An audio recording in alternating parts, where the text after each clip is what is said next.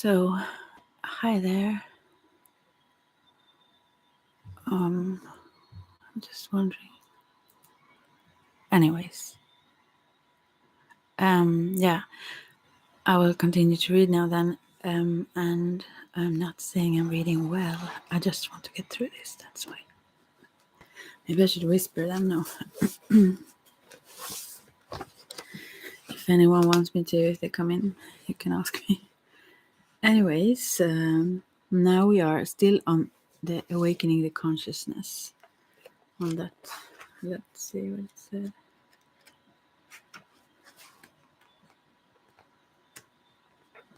Yeah. So, tuning in with the Adi mantra Om Namo Gurudev Namo. The Adi mantra is the first technology of Kundalini Yoga of a Kundalini Yoga student or teacher. It is a meditation, it is a state of consciousness. It is the link between you and a finite personality and you as the flow of the infinite consciousness. Wow. This is super beautiful, right? Let's see, I'm going to start over. It is the link between you as a finite personality and you as the flow of the infinite consciousness that guides the Kundalini energy. Just wonderful. We always start a class or a personal practice with this mantra. The Adi mantra is used as a link with whenever you teach or practice Kundalini Yoga. When you chant Om Namo, you link to the golden chain and the fourth ether, and yourself dissolves so you can serve through that flow. When you chant the complete Adi mantra in chapter 31, let's see, I get so curious, I have to check that now. Complete Adi mantra.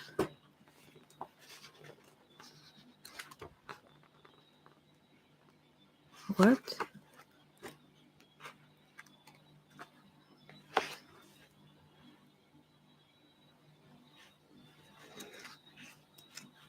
Oh, sorry, that takes some time here. What is this? There is no 31 here. See, maybe it's on. Oh, maybe it's at the end then. Complete Adi mantra.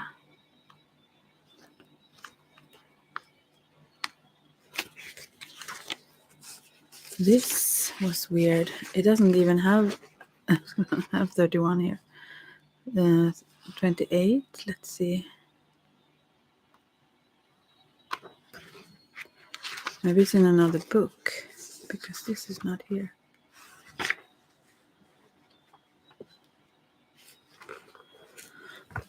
Let's see. See chapter 31. It must supposedly be here. Let's see here.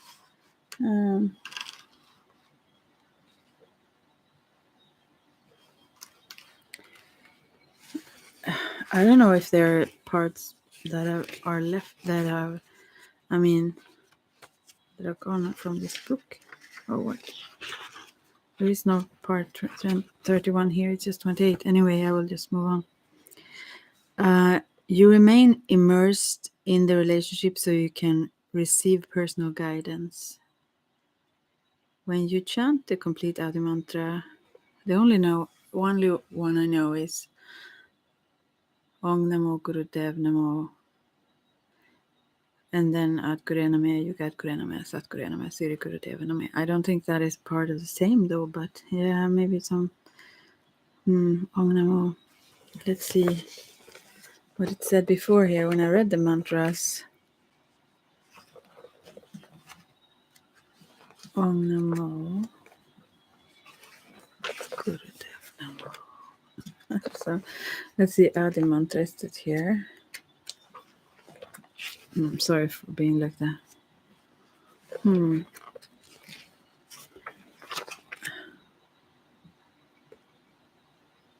I'm just quiet now. I must talk meanwhile I search. I wonder. Actually, now I don't even find.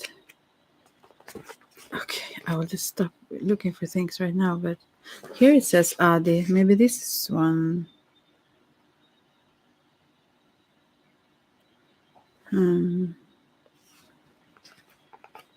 31? No, it's not even page 31. I thought maybe it's like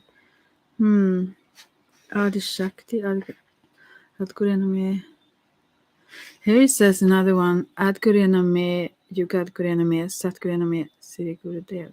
No, it's just that. Anyways, complete Adi. I'm just looking for it everywhere.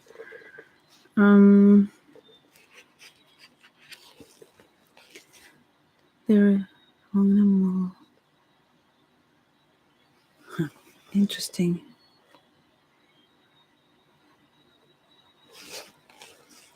Well, okay, I will just continue here now. Chanting the wait a second.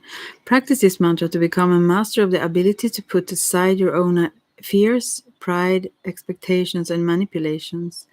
Let the link of consciousness touch you and teach through you. Okay. Chanting the Adi mantra. To center yourself before doing Kundalini Yoga, chant the Adi mantra at least 3 times.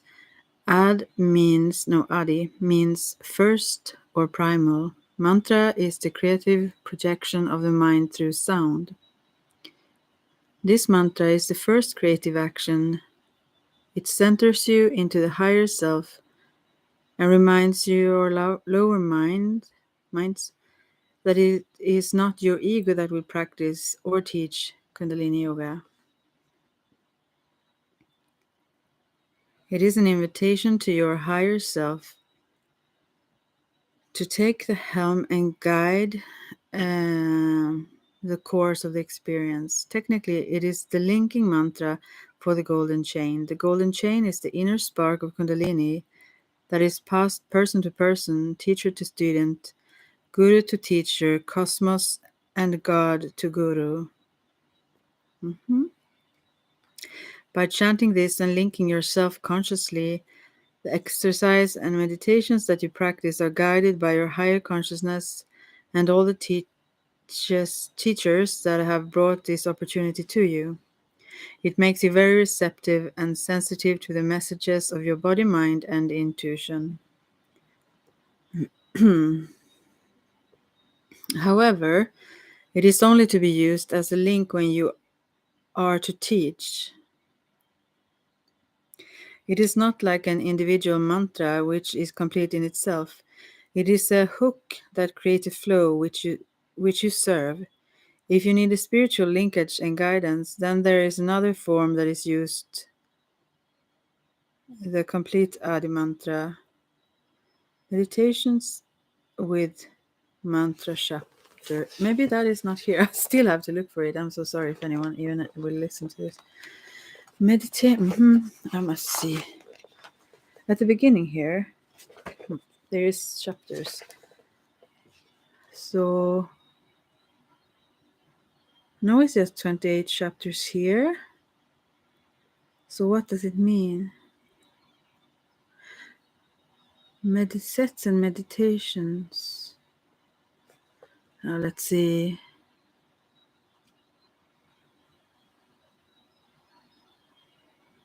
This was not easy to understand, I must say.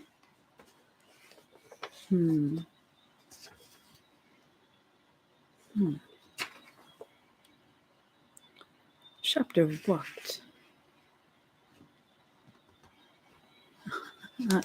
Sound and mantra. I've done that already. Meditation through mantras.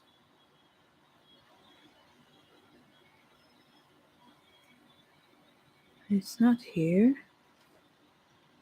Oh gosh. Oh, someone is here. I'm so sorry. I just sit and talk to myself here. I will continue to read, but I just wanted to find. What did it say here? It said, I also have some oracle cards and stuff, tarot cards and stuff, if anyone wants that. Instead, it said, let me know if you can write comment here. beneath see meditation with mantra chapter. I just have to check that if I can find it. Meditation with mantra chapter must be here. Have to look for that later. I will just continue to read now then.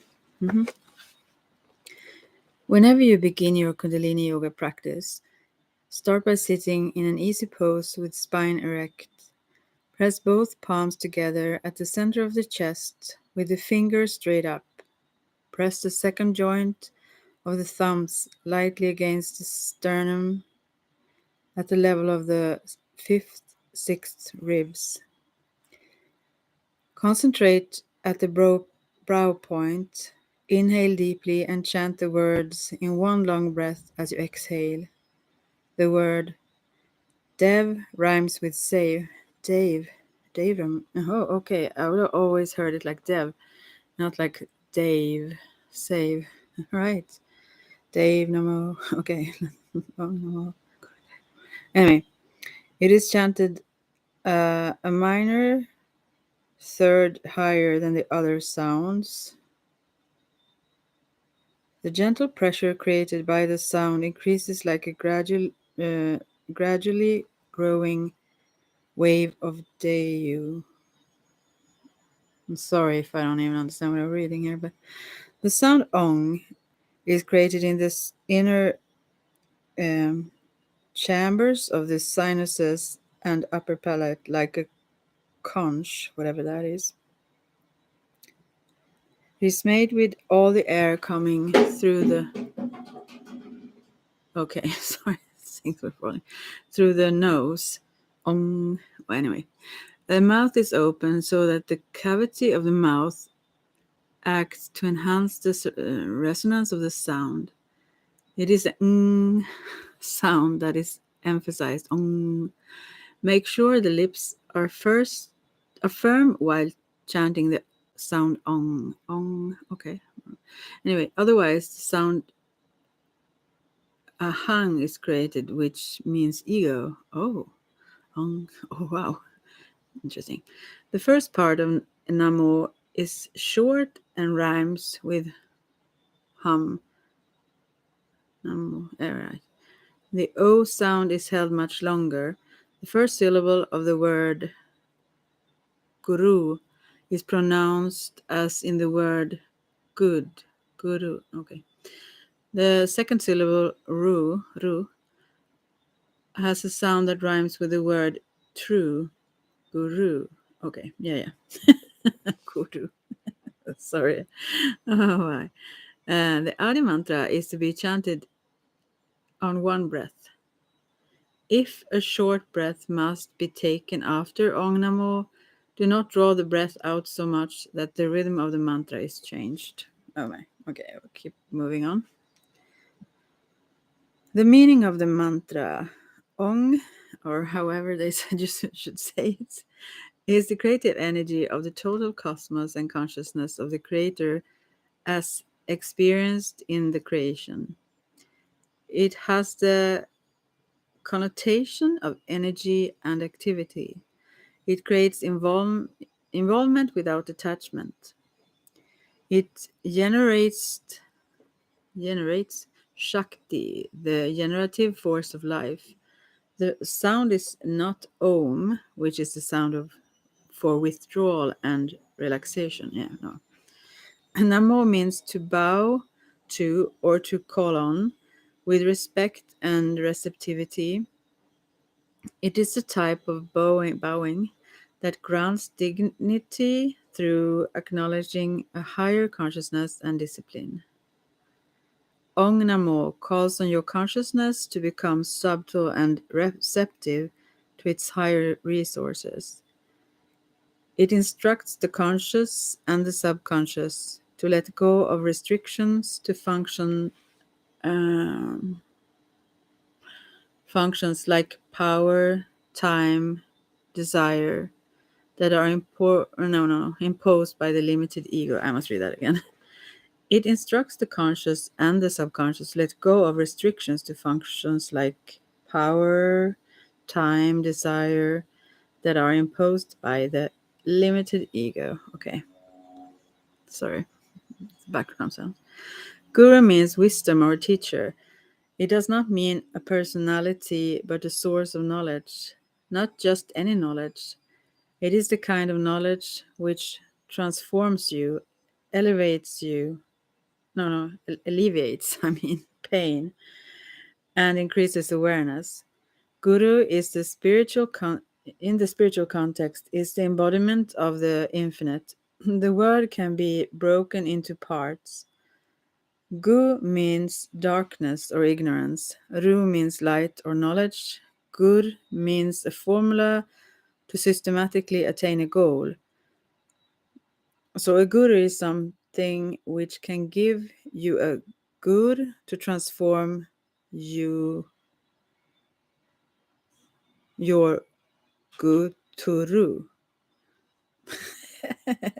Oh, two people here. I get nervous. I can't read well, just so you have been warned. Dev means subtle, etheric, divine, or belonging to the realms of God. It implies sophistication and wisdom. Guru Dev Namo calls on the subtle wisdom that guides you in an impersonally personal manner. It is a wisdom that is stored and transmitted through the subtle and radiant bodies of the aura. It is the realm of and guide of Guru Ram Das. If the limited individual ego in which we normally live is a small pond, then Ong Namo releases us into a vast and endless ocean.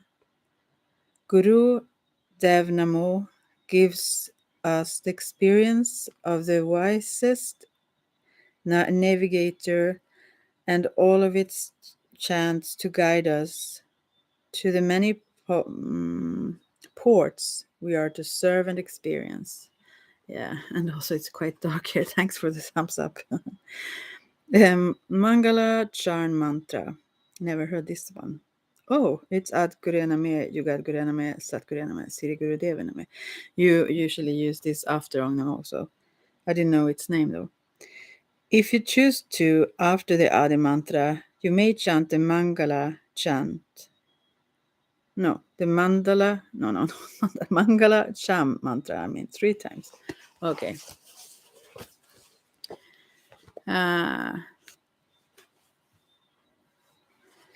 Japi Sahib, one of the greatest resources available to teachers of Kundalini Yoga, is the vast repertoire of Shabd, of mantra, or perfect templates of infinity captured in the rhythms, context, and tones of sound in the Siri Guru Granth Sahib. The Siri Guru Granth is a highly sophisticated experience of mantra. It is 1,430 pages of the spoken words of 7 of the 10 Sikh gurus, along with those of other enlightened people of many faiths. It is not a scripture, but a Siri Guru. By chanting its words, one recaptures the consciousness achieved by the great souls whose words have been codified and passed down to us through the ages with its sound current. The very beginning section of the Siri Guru Granth Sahib is known as Japi Sahib, or however you pronounce it. The 40 pauris of Japi. Pauri means step, like on a staircase. The many mantras, the various sounds of Japji, as captured by Guru Nanak, are one of those core sources for mantra and Shabd in Kundalini Yoga. Every word is part of the rhythm and tide of infinity passed on, practiced, and used as a tool. Sometimes students and even new teachers may be reluctant to use mantras as they think they are associated with religion. This is not the case. Mantras were given by enlightened beings, some of who were Sikh gurus, as a gift of transformation for all to use. They are not the possession of any religion, they are the heritage of humankind. They are perfect tools because they came through yogis who had completely clear and neutral minds. These mantras are imprinted with the signature of the infinite. As teachers, playing Japji or any of the musical renditions of particular pauris in the background during relaxation is effective. Oh God, I cannot hardly breathe. I need to drink some water.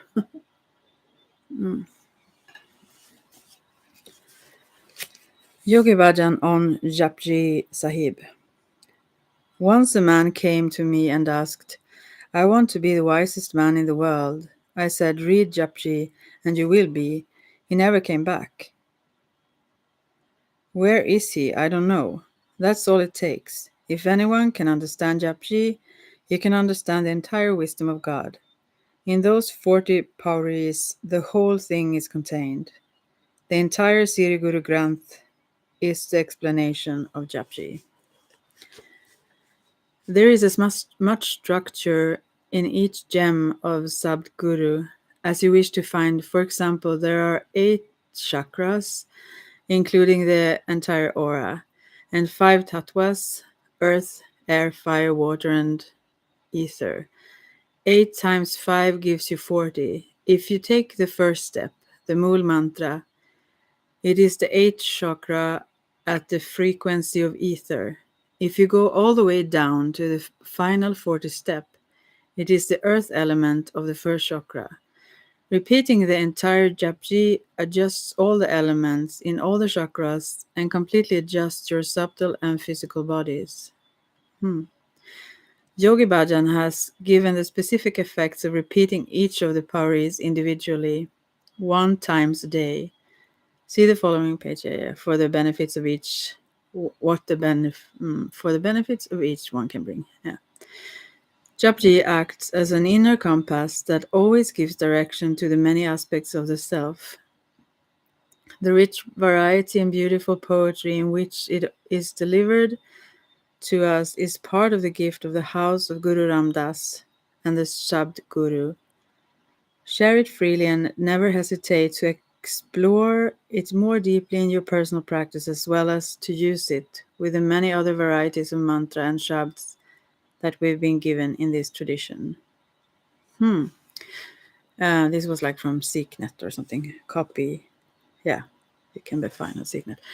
I just wonder about this with 40. There is a saying when you do certain kriyas also practices to do it 40 days, or if you're very stuck, maybe for 90 days, the same one. I mean, maybe that has some correlation to what's said here. Anyway, Yogi Bhajan on reading from Sri Guru Granth Sahib. First, the psyche of the personal consciousness confronts the ideas and ideals of oneness with the ego, which, the ego does not want to accept. The ideals are reinforced by the verbalization, and a subconscious release happens, which relaxes the entire physiology of that person, the person.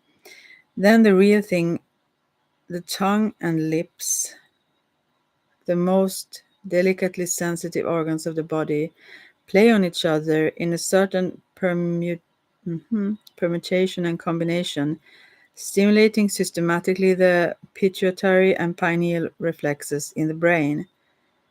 In a most subtle way, the personality begins to swing away from the fear complexes and toward a freer, more expansive self-reflection. By very consciously using the tongue in pronunciation to relate and touch the meridian points of the upper palate, one is able to achieve the total effect. Doesn't sound like I would, though. Oh, wow.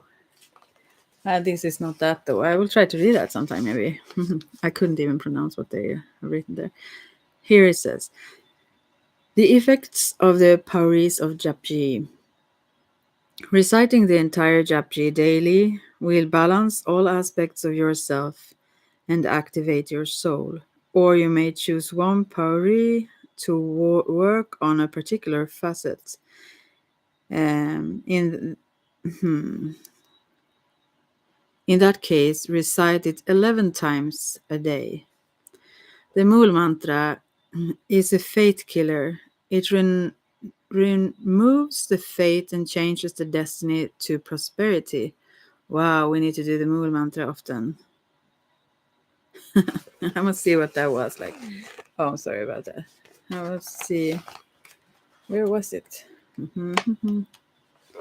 Maybe it's ahead here. Here it is. Oh, Mool Mantra. Have I read this already?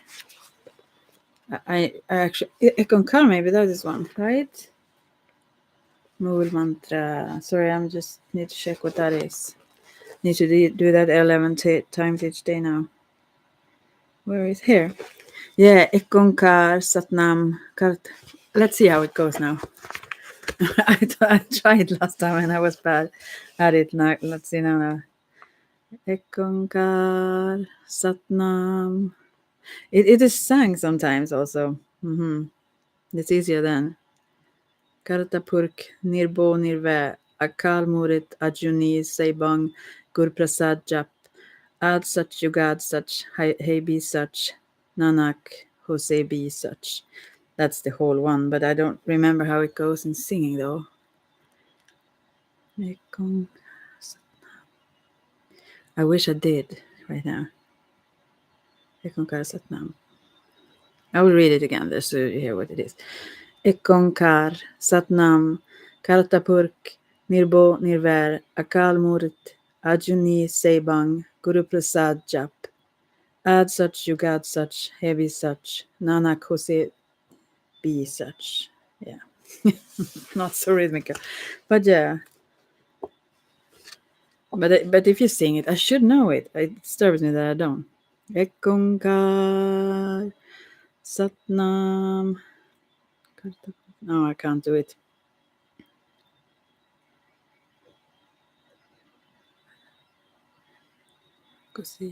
I'm trying to sing it within myself, but I can't still.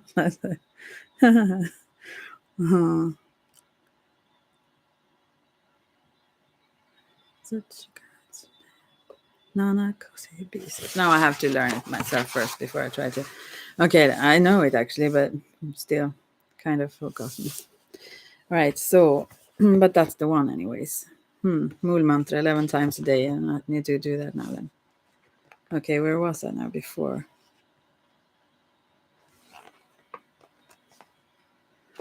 Oh, I need to find that.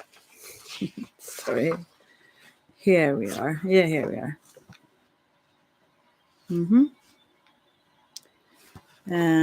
Sorry. Okay, back to the page. The second half of the first Pauri is an antidote to depression. Oh, that was just the first part of that one. Okay. Yeah, okay.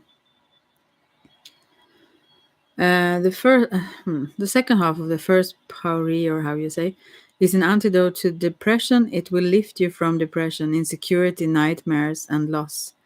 The second Pauri imparts patience and stability. The third Pauri transforms insufficiency into sufficiency, turns depression into elevation, and transforms low self-esteem into complete self-confidence.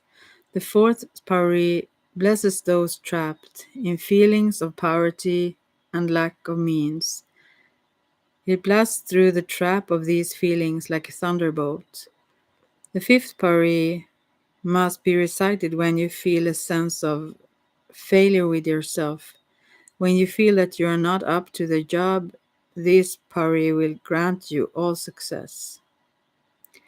The sixth Pauri dispels limitation. Recite it when you feel limited, concerned, trapped, or coerced, not cursed, but coerced. When you suffer from greed, madness for power, overbearing expansion, and the need to control. When you become trapped in your territoriality. The seventh pari will heal you. The eighth pari gives that power to be a perfect sage. The ninth pari gives expansion. The 10th pari grants grace. The 11th pari gives virtuousness. When you feel small, the 12th pari gives you solidarity of self-impressiveness, and self-respect. Solidarity, not solidarity. Solidarity of self-impressiveness, and self-respect. The 13th pari gives you the occult knowledge of infinity. It brings deep intuition.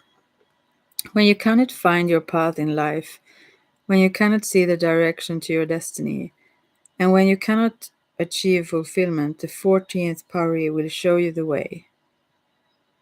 The 15th pari brings salvation. The 16th pari gives knowledge of the structure of the universe. The 17th pari brings freedom and resurrection. The 18th pari, how many are they? 38. Let's see. The 18th pari fights madness, deep feelings of inferiority, and self-destructive behavior. The 19th pari brings universal knowledge, inspiration, and revelation. Oh, this is good to know if you would give someone a mantra. This is about, I'm actually reading to myself, but to make me do it, actually. This is, I'm going to become a Kundalini yoga teacher. And so I read through a certain text related to that. That's what I'm doing. If you are interested. But then again, I have some oracle cards and other things here. If you want me to pull some cards instead or something, or take a break and do so, I just do this to make myself read, and I don't read good. I'm from Sweden. I don't read English very good, but also it's not very bright here, so I don't see really. But that's what it is. And here it's about the Siri Guru Granth, which is a holy sounds, you could say, or wisdom from, as I just read, from the Sikh tradition mostly, but also other sages talking about sage wisdom here. You can get a card if you have the energy to just wait until I read this page, because it's a little bit more on this page. It's just like, I'm on the 19th and it's 38. Okay, I will just read them. If you stay here, you can say what, if you have a question also, you can write it, but I will read this so I don't just take a break right in the midst of it. But these are like mantras you can use for these certain healing effects. So I think this is fascinating, though, or give others for their healing. Anyways, so I will continue to read now, but ask a question and I will pull a card later, or right after I've read this. And if you want tarot or oracle cards, write that too. Okay. When the monsters are nipping at your heels, the 20th pari wipes away all your sins. The 21st pari will maintain your status, grace, and position. The 22nd pari brings victory in legal battles.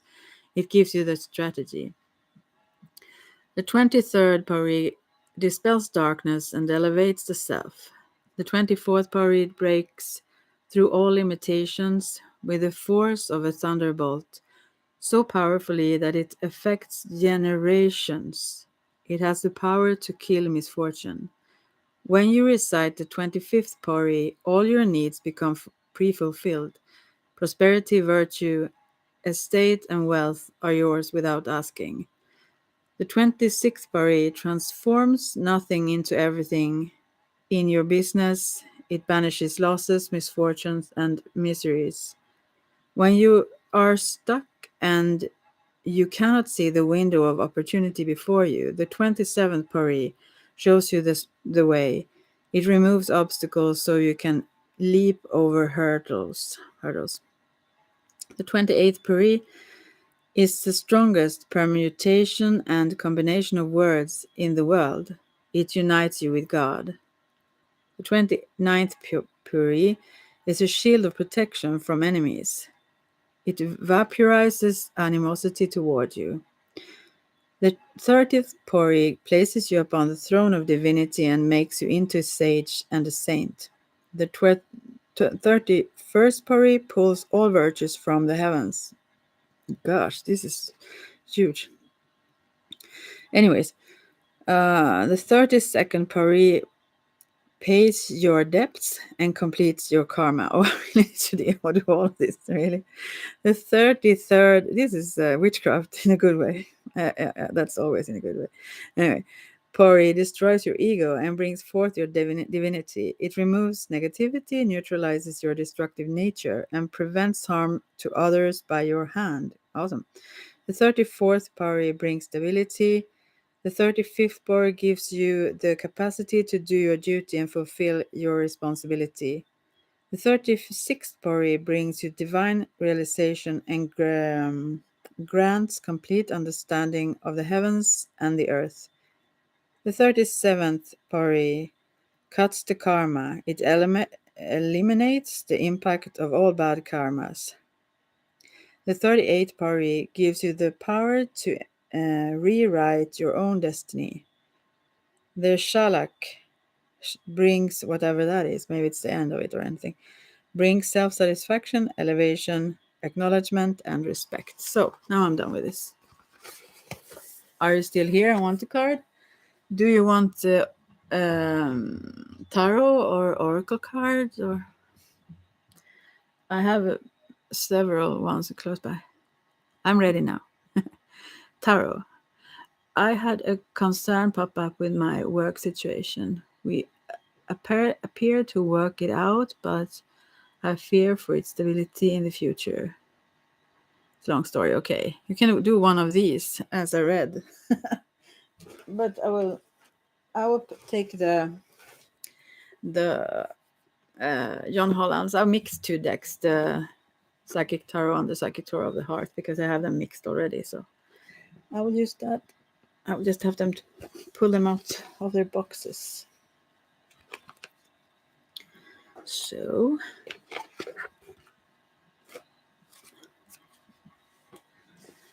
soon I'm there. So your question is about just a general question about your work situation, kind of how it will go, kind of. Oh, I will pull one card for that, or whatever. If there are several cards, I will try to understand what they say. So let's see. Oh, this card I feel, but I think it changed its mind. Let's see. I need to shuffle them a bit more. Mm-hmm.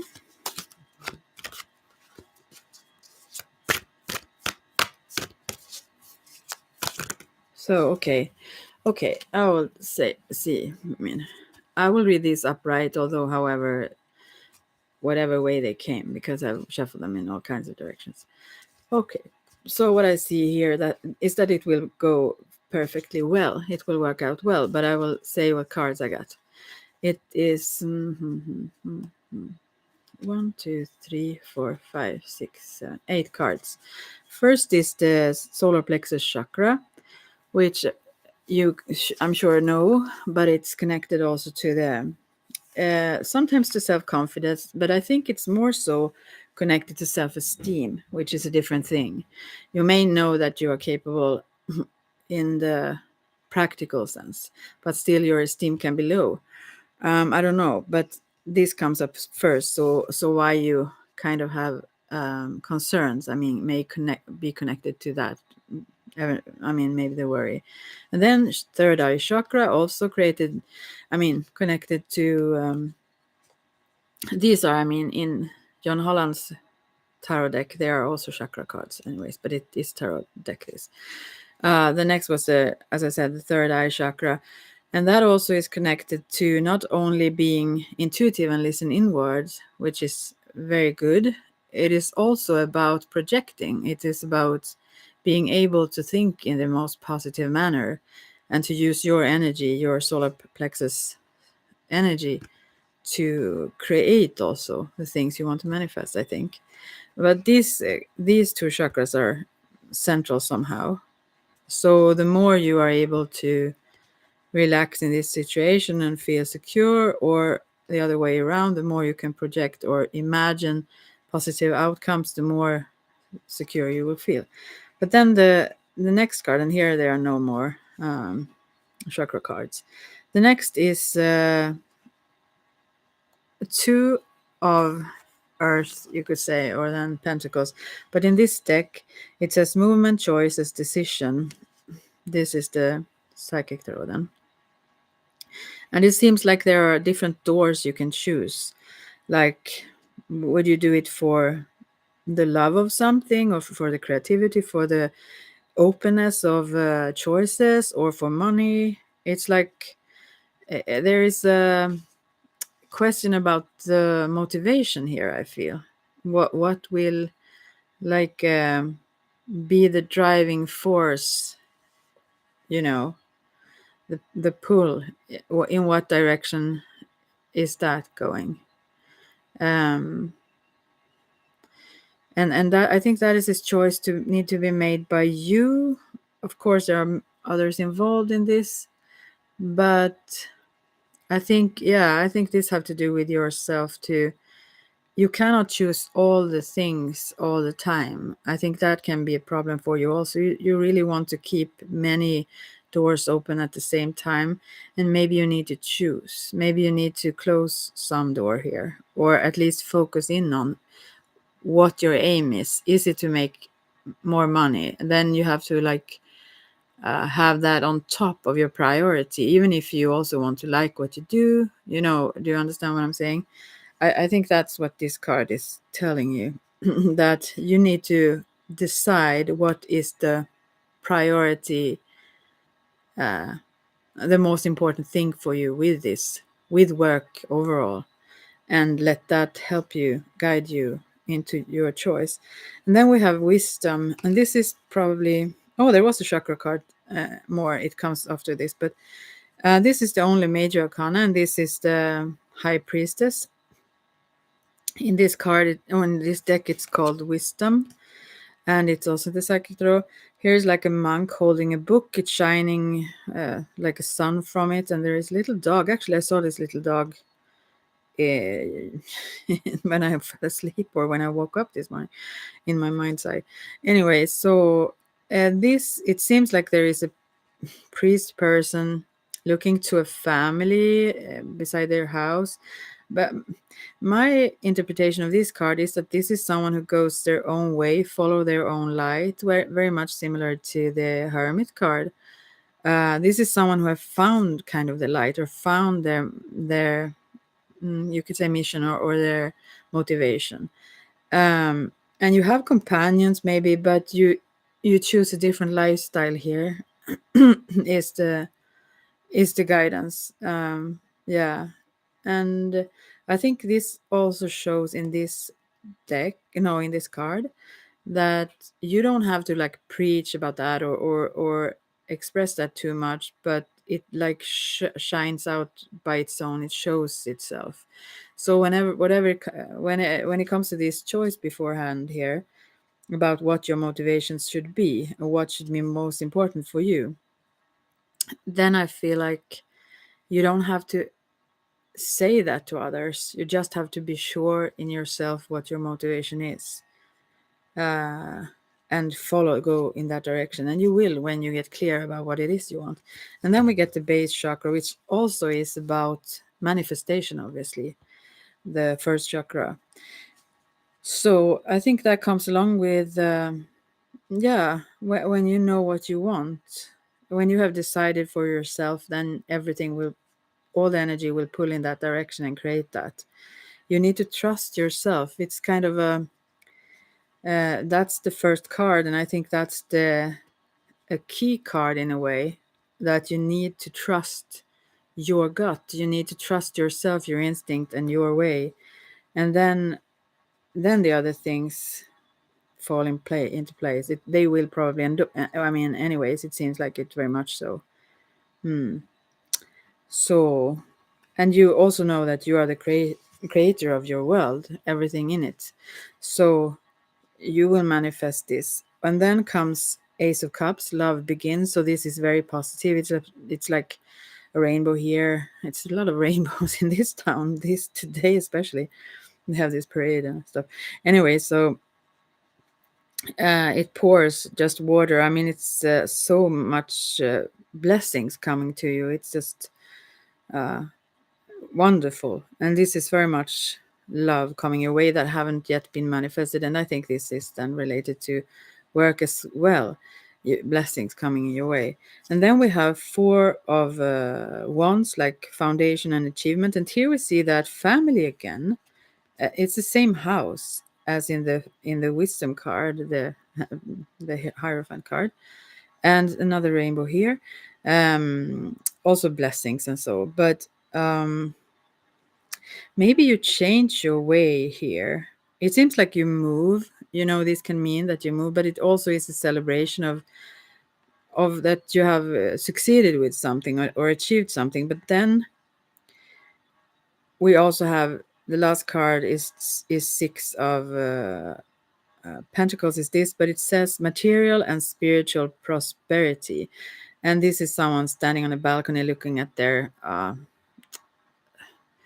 beautiful garden, like a royal garden kind of. This is very rich. I mean, you have a lot. So, and this is so positive, material and spiritual prosperity. So you don't have to choose between those. You can choose both. And I think maybe I misinterpreted this this Hierophant card because of the family. Maybe you are driven in 2 directions here. Maybe to follow I don't know, follow someone's teachings or someone's ideas or whatever. And then at the same time, you are pulled in the direction to listen to whomever. Hey, Kissy. Okay. Your family or anyway, my cat. So it seems like also first, maybe I think like this with these 2 cards, that maybe you have thought about leaving something. This may be related then to the workplace. Maybe you have thought of being more free doing your thing, as I first interpreted as you should. But now when I see that it's the same house here as in the 4 of Wands, I think you may choose to stay and that will be very successful. That's what I see here now. But there is you are a little bit drawn to going in another direction, leaving whatever you're doing now, maybe, or something.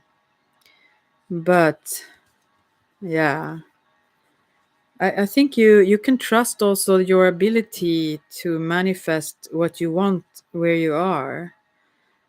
You can transform and change the environment or the atmosphere or whatever it is here so that it become what you want. So I mean, this is all positive actually, like foundations and achievements together with others also. And it's very harmonious, no conflict, just celebration. And and also you personally just having all that you need materially and spiritually. So yeah, there is about choice, it is about self-esteem, trusting also your ability to make this happen and not make it happen like in practical sense, actively make it happen, rather in your mind and with your energy. Yeah. Yes, I'm in a situation I want to stay in, which is different than most, but it was threatened, and then I was seemingly resolved to stay, but I'm trying to trust it now as it came out of nowhere. Okay. Um, I need to read what it said here. Yes, I'm in a situation. I want to stay in which I did most, but it was threatened, and then it was seemingly resolved, but to stay. But I'm trying to trust it now, as it came out of nowhere. I'm not sure I understand what to write there. Different than most, but it was. Yeah, I think you can trust to stay for sure, and also whatever it is that needs to, if there are other things there that needs to be resolved in some way, I think it's also very important that you for yourself know what, as I said before, what your motivation is. So I mean, we can have all motivations at the same time. We want it to be fun, we want it to be, whatever. But your priorities in that case, I think you need to make yourself aware of what is most important for you at work. So then it's easier for you to see where you want to go also. But you seem to be very clear about that. But I see that you probably want to have all the choices at the same time. Just say yes to it all. and and maybe you can. I mean, it's not limited, the universe, but at the time, I mean, you may not be able to have, I mean, especially when we live in this 3D, we can't have, it's dualistic. Some things clash. So for all the time, we can't have all the things, but maybe we can have them all various times, let's say, and so on. But anyways, yeah, I see that still it will be good. It's very, very positive. It haven't manifested yet as you want it to, but it will, is what the card says. Yeah. Even if you haven't seen the signs yet, even it will, is the answer from the cards. Yeah. So, do you have any other questions or something? The that came out of nowhere. Oh, so it shocked me. Yeah. Now it's hard to trust as life has been unstable for me, and so I'm on edge. I just lost a parent out of nowhere too. Oh, so I'm on edge. Oh, yeah. But also there now I won't go into the whole yoga and that, but even I understand. I'm not. No, I don't. Maybe understand, but I mean, it's understandable, anyways. So of course, but try not to emphasize that in your thoughts. Do you understand what I'm saying? I mean, tell yourself, find ways to um I don't know, believe in your name, your channel name, Sage Wisdom. I mean, I'm not saying this to you to do because I don't know. I cannot say. I mean, obviously, I'm not in your situation, but what we think, our thoughts have really power, and our words, not the least. So if possible, if it's possible for you to see even some meaning in like why this. The threat about work and so on came. I mean, see that this is kind of, even if you don't understand the meaning right now, so to have some sort of trust in the greater, you understand? Yeah, focusing on how things have gone bad and I keep trusting and get blindsided. Yeah, but you keep telling that story too, don't you see? I'm working to let that go and trust I'll be okay. Yeah, this says you will be so okay. I mean, no matter what, because these cards that I pulled now, they weren't like if you do this or if you do that. Sometimes they are, but these cards show that the path you are on, you will succeed. You will be so happy, and also regarding your parent there. I mean. Uh, I mean, it probably will take a time also there before the that Ace of Cups, that happy energy start flowing from the heart in some way. I mean, I guess it would be some sorrow first. That with my career happened right after my parent passed, so it hit me hard. And then you say lol. Yeah, okay, yeah, yeah. But how old are you? Can I ask? Is that a bad question?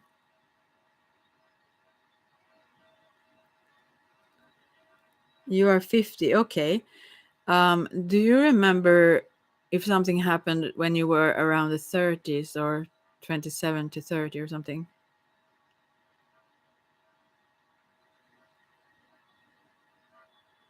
Something specific. I'm not doing this in a psychic way. This is just something I learned lately. So I'm curious about this fact. Yeah, you got married. Oh, did you have some hard punches at the same time? Did it happen something like, didn't some people agree with that or something like that? Or something that was like less positive, let's say? Or maybe that isn't a positive one. I'm just kidding. Sorry about that. But I mean, the thing is, why I ask is that I've heard that Saturn moves, I mean, the planet Saturn, which is about limitations, it's about challenges and things we meet. Let's see. Good. Yeah, but it's some karmic lesson used to happen around that age. So I think maybe it's something else. Maybe it's something related that happened at a similar time, or maybe just before or something. But anyway, Saturn moves in 29 and a half year. It takes 29 and a half years for I mean, it takes long time for it to uh move all the way, whatever I'm saying. Anyway, so yeah, maybe, but that was a while ago, so I forgot if something happened. Yeah, usually it's kind of harsh, so maybe you figure it out later if it's something. Anyway, I don't know if this is true. I just asked a few people today because I'm curious about this. Anyways, since it's the planet of karma, usually it strikes us. I got very ill and almost died at that age, so for me it's easy to remember. But then again, after that similar time again, let's say 60, then usually it comes back if we haven't learned the lesson, whatever that was. So I hope I must really learn mine before I get into that. But anyways, it's not that. But I was just curious now. But yeah, try to find a way to. I mean, since this happened, these things happened, these shocks happened to you at almost the same time. I think this is a kind of um, a way to tell you about your strength, a way for the universe to tell you that you are stronger than you thought you were. And maybe you also can tap into sometimes when it's a crisis, we suddenly discover. To me it was like that when I was around 30 also. Oh, maybe that was it. Okay, what was the cause of that? What is that like? What happened, like, more so? Yeah. Anyways, well, oh, yeah, that too came out of nowhere. Maybe it came from somewhere. I mean, yeah, maybe something also happened before, and maybe we don't see. There is some lesson here, maybe if that's true, anyways. But the journey, however long it takes for Saturn, that is true though. But so maybe I don't know. Things don't usually actually come out of nowhere, but anyway, maybe did. But anyways, you are not even 60 yet, so maybe there's something related to that. What happened to you? What happened to your body? Meanwhile, literally a car flew out of a street and ran into them. I ran into them. Oh, wow. What happened to you physically?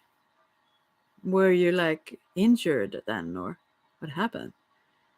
Anyway, so yeah, anyways, when I was very, very sick, it was a lot of things going on. then my psychic abilities and all that opened up way more. My shamanic, all kinds of things were suddenly wide open, and I can see a lot. And the treasure of that was so much worth the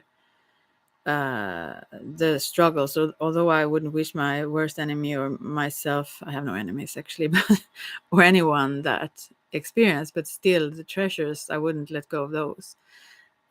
So maybe this whole situation is for you to discover other strengths that you were not. Sometimes we need to be pushed so hard to understand who we truly are and how strong we truly are, and also that we aren't really dependent on things we may think we are, outer things, let's say.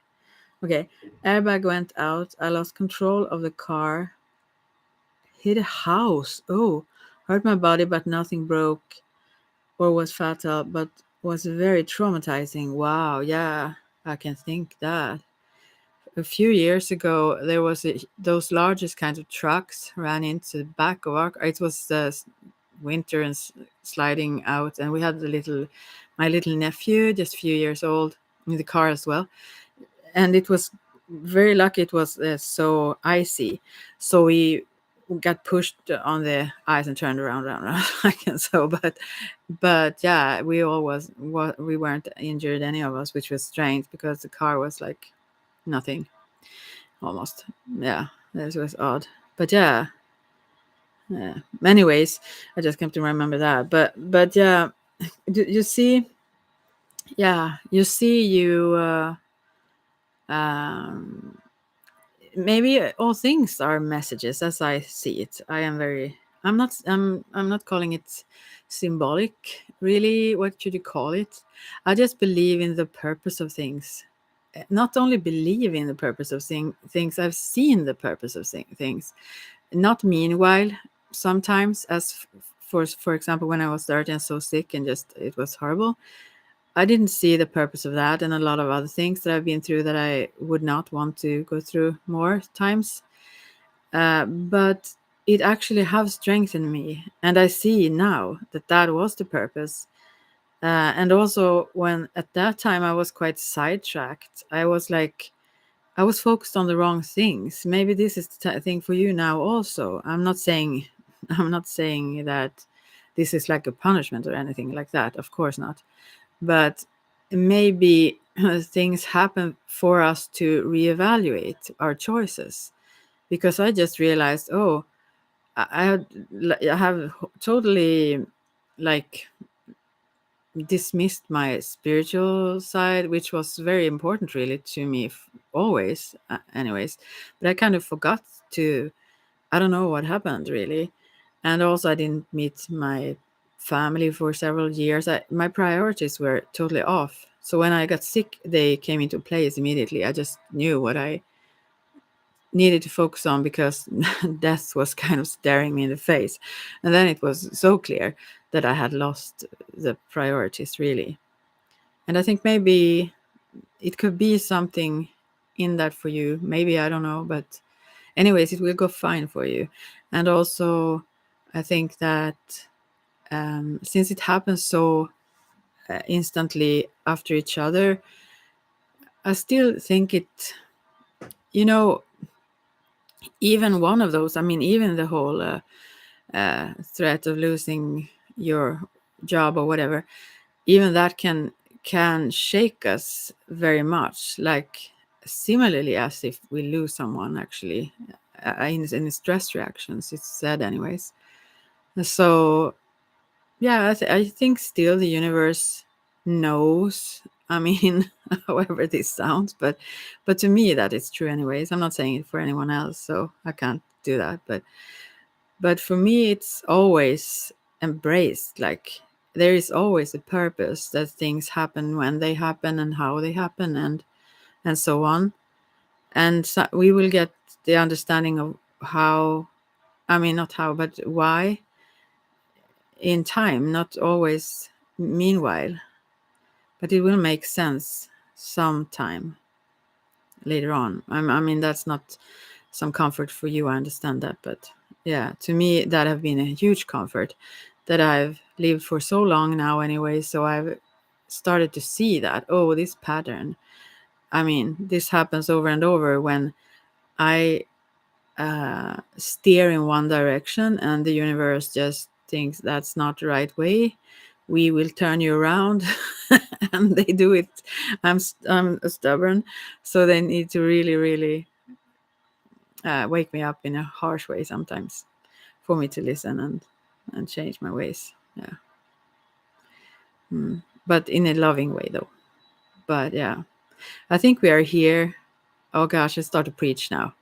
But I mean, I think we are here to discover, as I now read in this yoga text and everything, we are here to discover our universal selves, that we are it, and to not be not detached, attached. I mean, to not be attached to these outer things, but to actually find that inner core.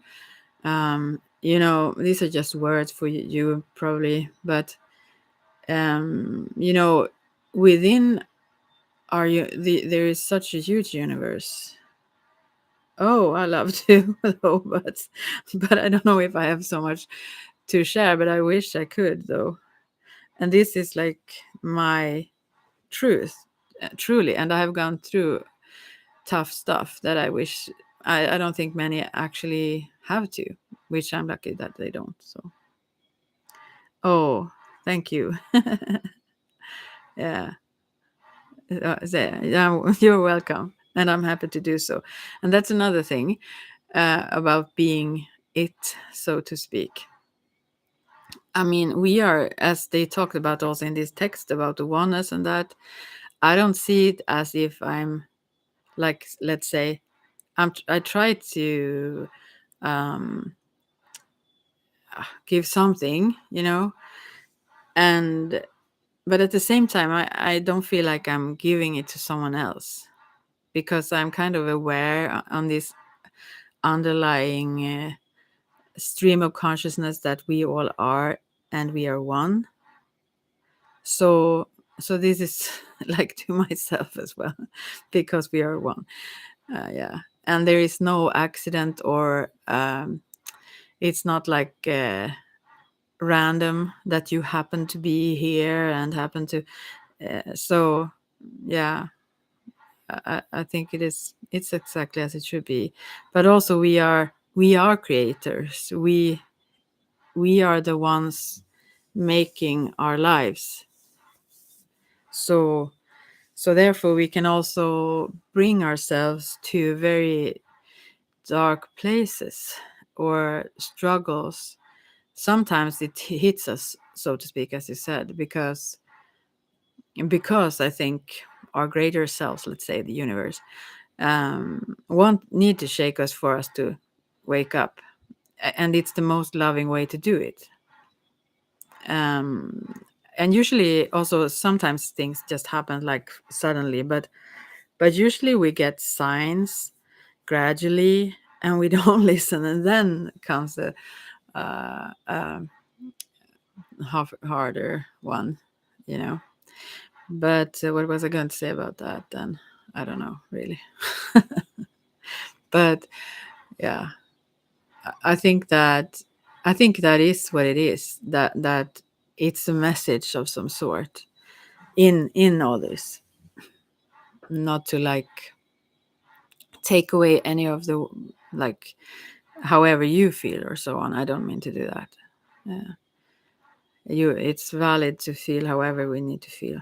So it's just sometimes we continue telling us, as this story about, or story, it's like facts that animals, when we are animals, of course, too. When they go through they in those, God, I can't see those nature films or whatever, when some lion's chasing a zebra or whatever. But when they go through something horrific of sorts, they stand and shake, like they shake off the horror of sort, and then the stress system or fight and flight, whatever, it goes back into, they can then just relax and be all cool afterwards, which is odd to us because we make those stories up.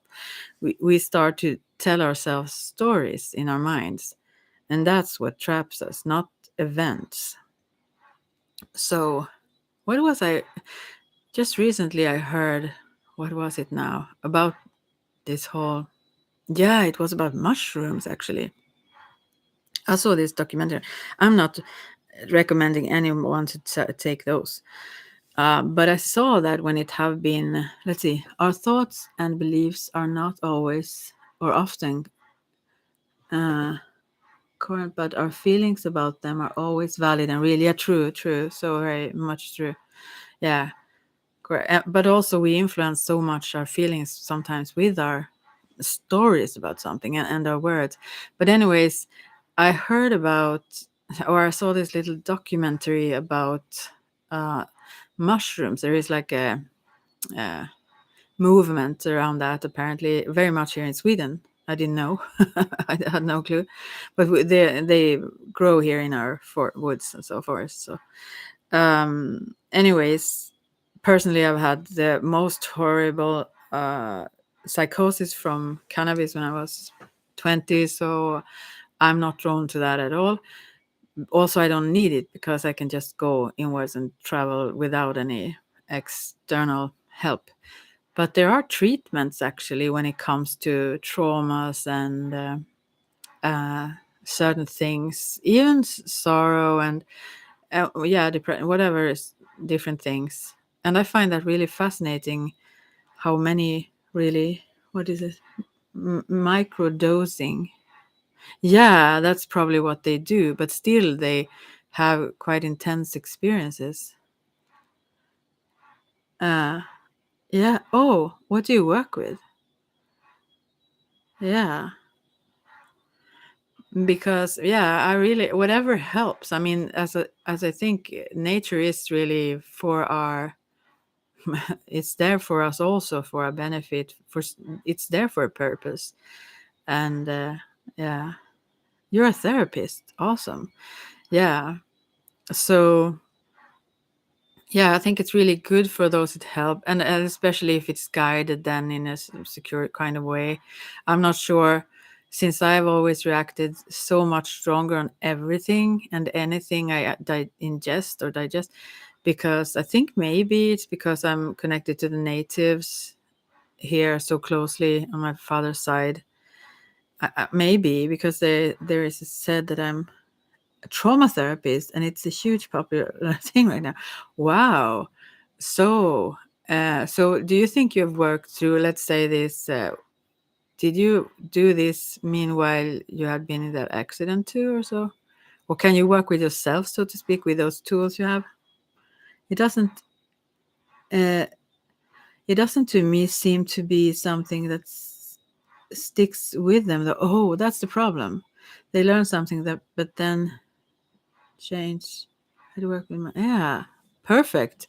What a skill. Oh, wow. Fascinating, because, and also there are so many people I meet.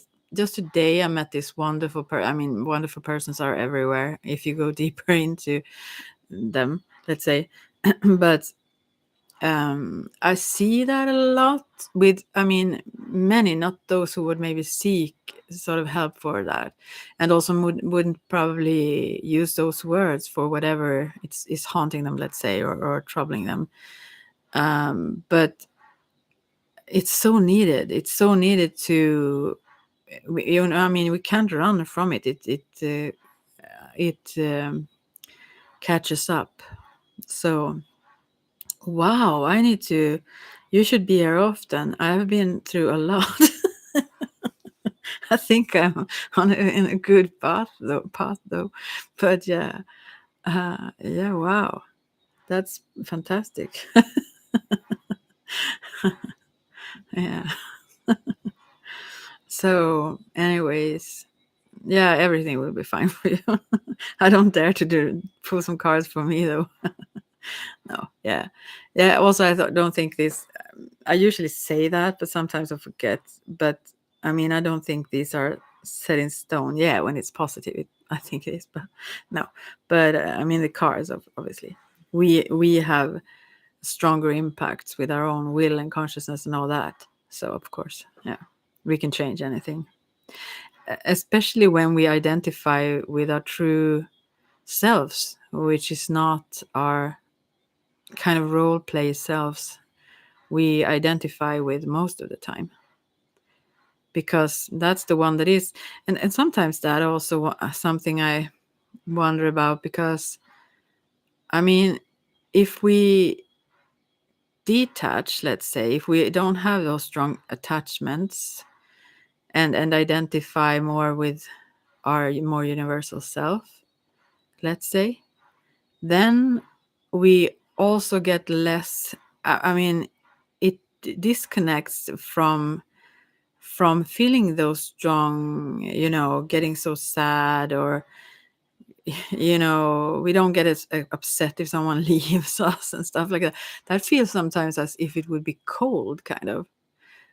But I don't think it have to be. It's like more awareness. But if we have that awareness, then nothing can leave, really, truly. It cannot anyways, actually. Yeah. I don't know. Sometimes that is something I can ponder. You get so you get so solid, so nothing can kind of shake you.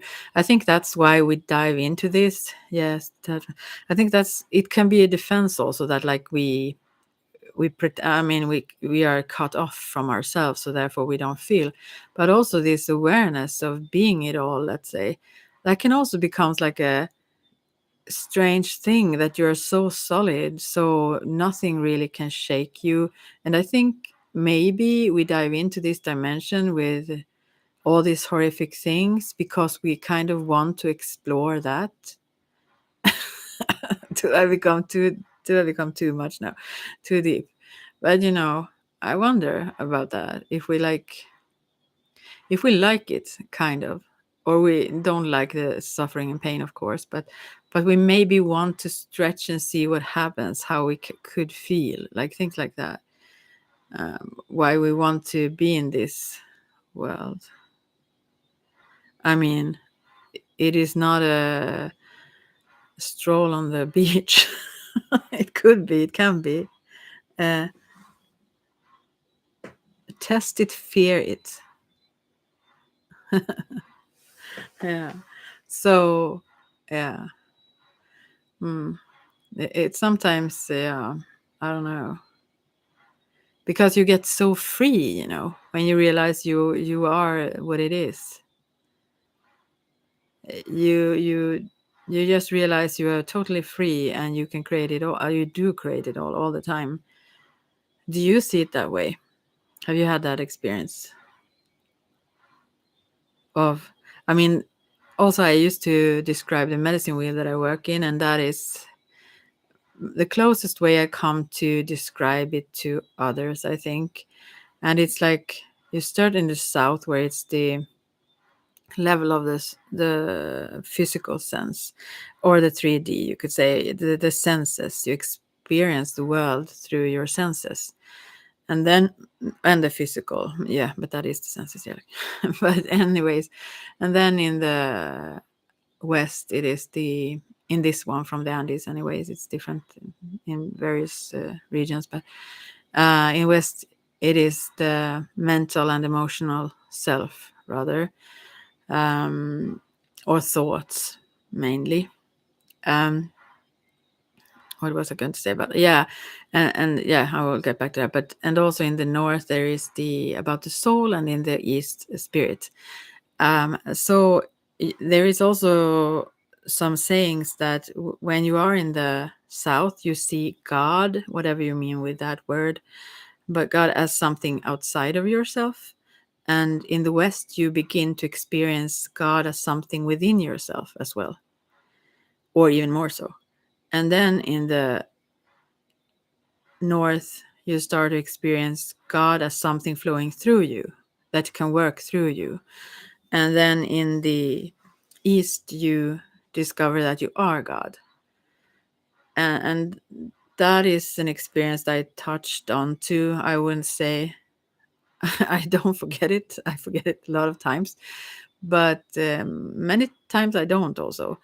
And with that comes very much fearlessness.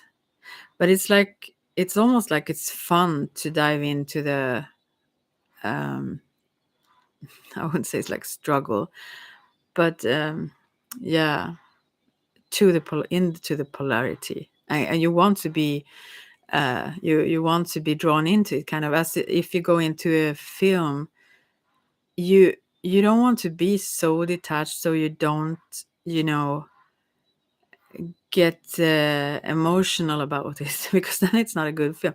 I remember when I started practice or studying witchcraft long ago, and then I kind of saw through all of these the devilish stories and stuff.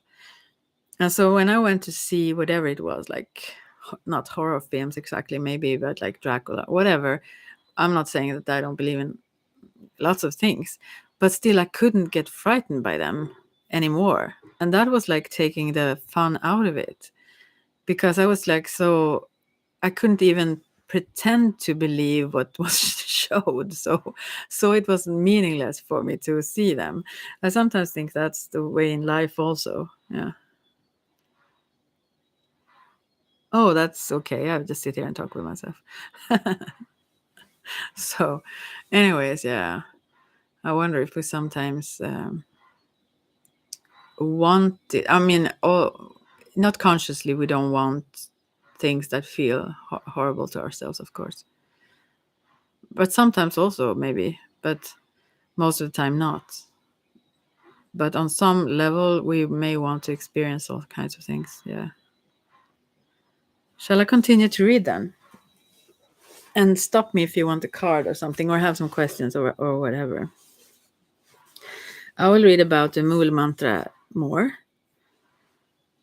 The Ballad of Enlightenment. Ekonkar Satnam Kartapurk Nirbo Nirver Akal Muret Ajuni Sebangur Prasad Jap Ad Sach Yugad Sach Hebi Sach Nanak Hosebi Sach. The Mool Mantra was given by Guru Nanak, a great yogi, healer, and founder of the Sikh lifestyle. This mantra captures a complete philosophy and psychology of human potential in one compact phrase. That philosophy is the essence of Kundalini Yoga and humanology. It states that it's the dimension of awareness. There is an existing perfection, and in the dimension of consciousness, a possible evolution. Oh, I want to remember it though. I need to do other things now, but we'll definitely connect again soon. Cool. I would need you. We could have a session on here. What about that? With me, then you get something to dig into. Yeah, love to. Thanks for being here and take care. Okay. Mm-hmm. Right.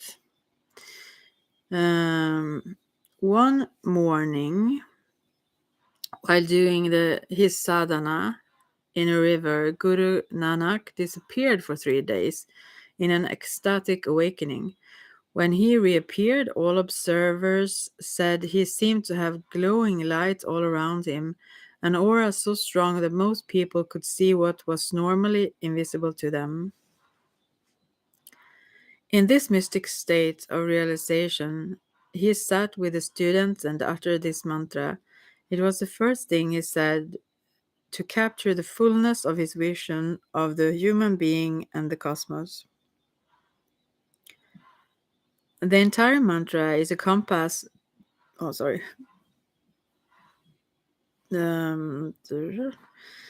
That points towards God. The chant describes the human in God consciousness.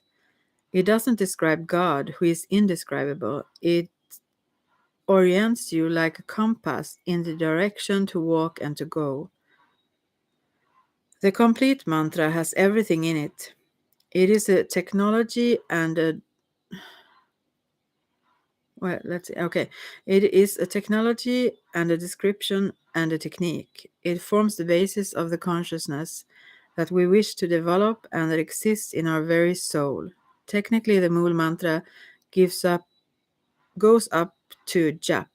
Oh, add such, you got such. Hebi Sach Nanak Hosi Bi Sach, is a Mangala what is it?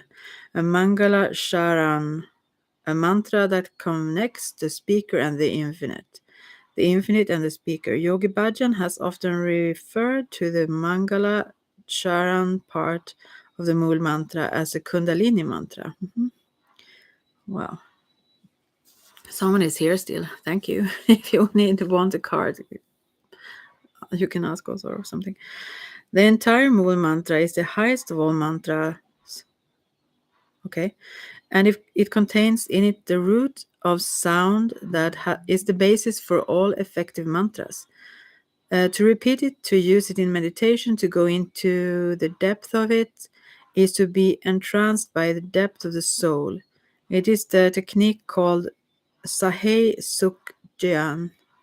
Sukh means comfort, Sahey means easy, and Dhyan is the depth of meditation.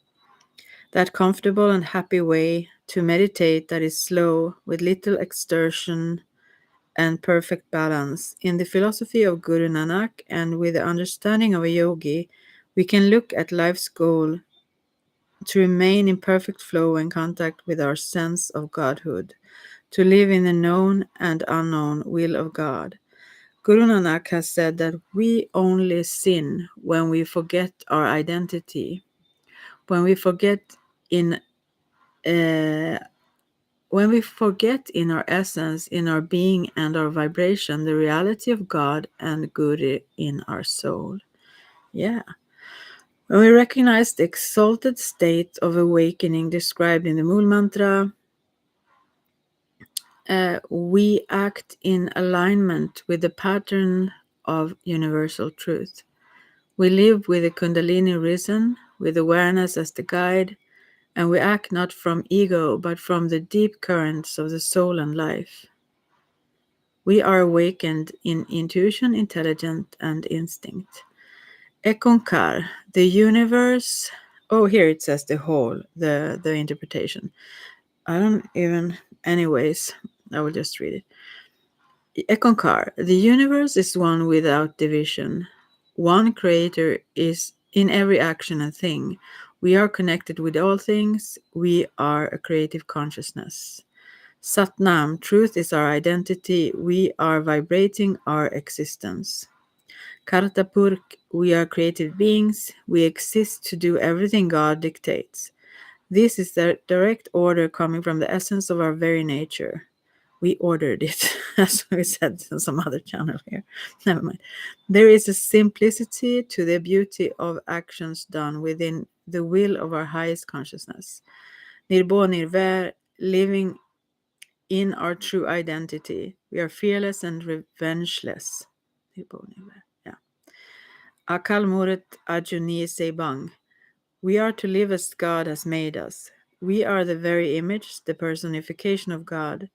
We are infinite and we exist in the sovereignty of our own unique identity because we have come here already predestined. Akal Murt is our pattern which exists beyond death. Ajuni implies that this is so by grace, that we are not caught purely in the cycle of birth and death. We have been sent and we come freely. Sebang, we are sovereign and autonomous, yet we act with the integrity of totality. Oh, there is so much in each of these, right? Gur Prasad. How can we experience this understanding? Gur Prasad is the blessing, the grace, the transforming touch of the Guru, the teachings embodied. Grace alone completes our full merger with the infinite. This experience is a gift from the Guru. When your merger is complete and with Guru Prasad, with what is the natural desire of your soul to meditate. Yeah, sometimes if you have experienced that someone, you can get into that still state where you just want to like stay, where the mind is totally still. Jap, to repeat and vibrate consciously, chant out loud, penetrate focus. What do we meditate on? The Kundalini mantra, a Mangala Sharan, the connection in the elevation unto God. Add such, you add such, hey be such, Nana Kose be such.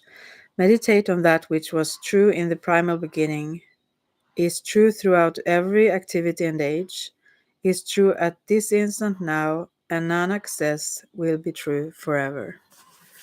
Wow, this is so deep you can't like grasp it, like those words. I'll just keep going. Oh, these are the mantras. More water for this. I won't sing them. I said that, but probably I will try. So first we have, I don't know exactly how to pronounce a few of these. Mantras frequently used in Kundalini Yoga. Adais Tisai Adais. Adais Tisai Adais. Ad Ane Anad Anahat. Jug Jug Ake Ways. Or something like that. I salute thee, the primal one, pure in the beginning, through all time, through all the ages, the one. There are the words of Guru Nanak, and these are the words of Guru Nanak, and a salutation to the infinite, to the God beyond the infinite God. If you master the Pawi of Japji, the entire knowledge of the universe and beyond will come to you without ever reading a book. This mantra initiates you into that knowledge which is within all. It is the yogi's humble bowing to the infinite. Maybe I should write it if anyone wants to like Google it. If I can't pronounce it well, I'll try to do that. What is that? Let's see now.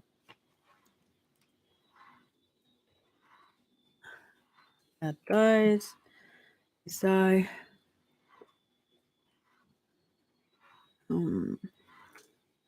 That dies. So, right. Adgurename. I think that is so easy to find. So, a Mangala Sharan mantra. Adgurename, Yugadgurename, Satgurename, Sirigurudevaname. I bow to the primal wisdom. I bow to the wisdom through the ages. I bow to the true wisdom. I bow to the great unseen wisdom. You are guided from the primal core and beginning through every moment and experience and activity, guided in your heart's deepest truth and being by the unseen infinity of your highest self. This is a mantra which cleans the clouds of doubt and open us to guidance and protection. It surrounds the magnetic field with protective light. I will write it down, but it can be written in different ways.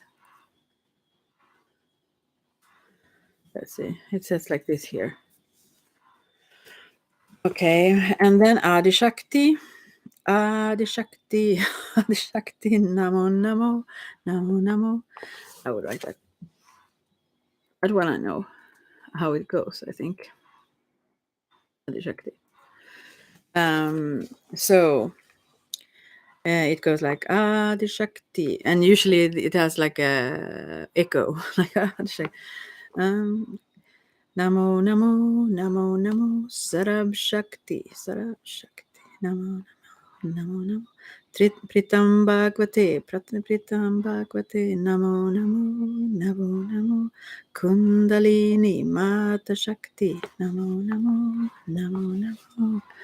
This is my favorite, one of my favorite ones. It's so fun, wonderful. One of the I maybe should find that and put it in the link in the description box, because there is one version of it that is so powerful in my mind, or in my experience.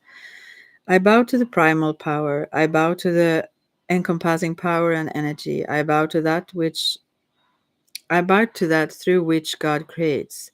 I bow to the creative power of the Kundalini, the divine mother power.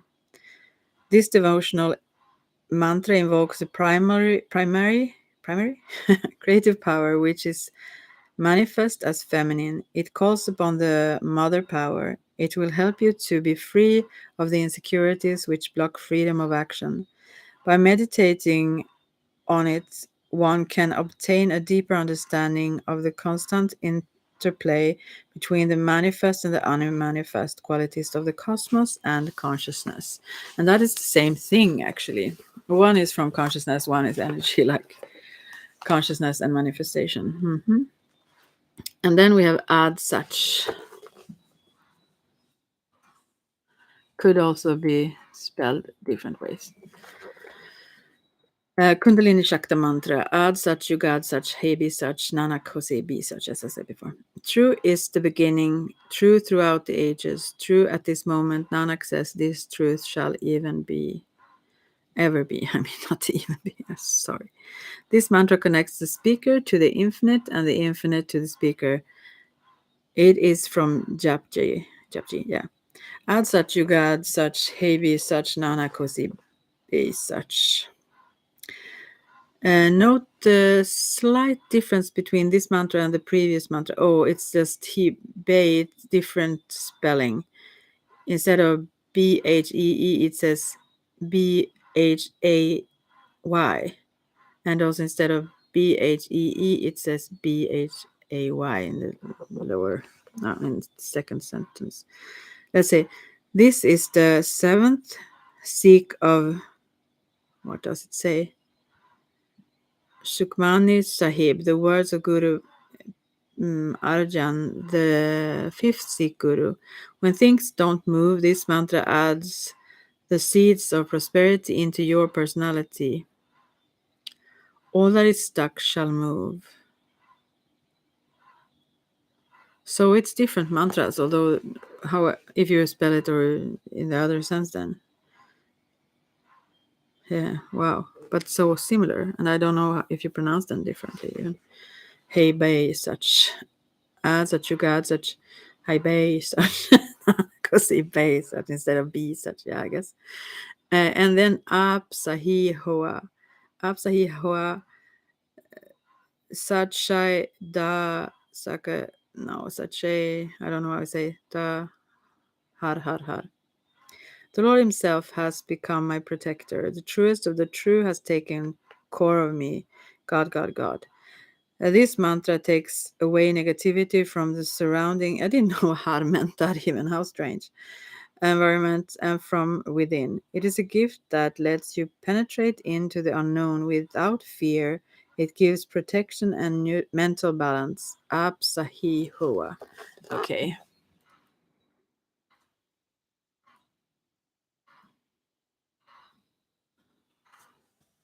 But was it like that? No, an A too much. So. And then Aung San Wahe Guru, pretty straightforward. The dynamic living ecstasy of the universe is dancing within every cell of me. This mantra eliminates haunting thoughts. Aung San Wahe Guru. I will write it though. Aung San. Some people could use it. Many people could, I guess. All right. Oh, the patience of someone that seem to be here, maybe just not listening. Anyways. And then Ardas Bai. Maybe you say Ardas Bai. Yeah, I think Ardas Bai. Amar Das Guru, Ardas Bai. Ram Das Guru, Sachi Sahi. I think that's how you say it. Ardas Bai.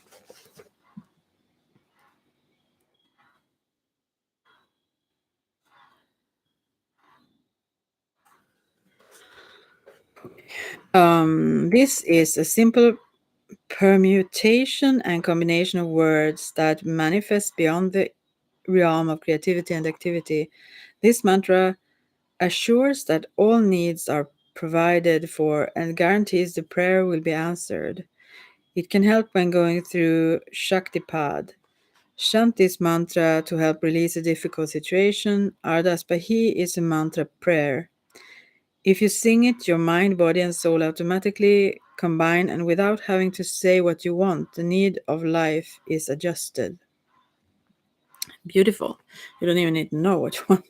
Sometimes that can be the problem, as for the previous one I pulled card for, I think sometimes.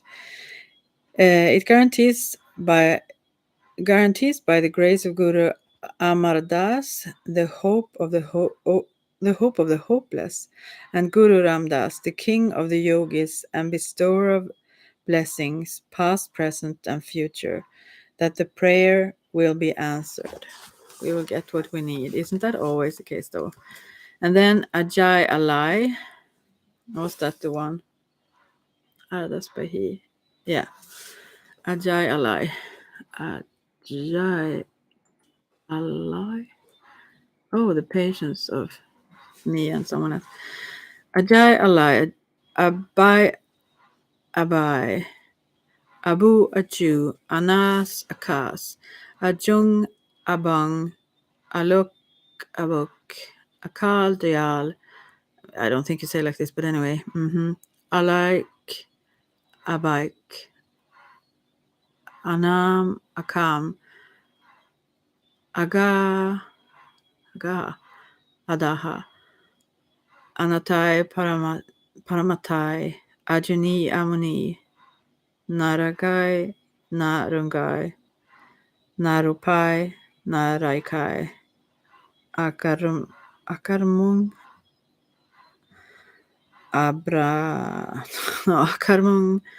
Abaramung. Aganjoy. Alakai. It's very much easier when you sing these, right? This is so different. Why I don't pronounce it right, I think. Anyways, invincible, indestructible, fearless everywhere, unborn forever, indestructible within everything, invincible, indivisible, in, invincible it was before. Indivisible, and then invisible, free from wants, immortal, kind, unimaginable, formless, unnameable. Free from desires, unfathomable, undamageable, without a master, destroyer of all, beyond birth and death, beyond silence, more than love itself, beyond all colors, formless, beyond chakras, beyond karma, beyond doubt, beyond battles, unimaginable. This is from Guru Gobind Singh's Jap Sahib, which rouses the soul and the self. This brings great sensitivity to the being and gives the ability to be able to compute what people are actually saying automatically. Once you recite this mantra correctly, it will give you the power that whatever you say must happen. Ooh, you don't want that, right? Too much all the time. When you chant this mantra, you have the power to surpass everything. Whoop. Dan Dan Ramdas Gur.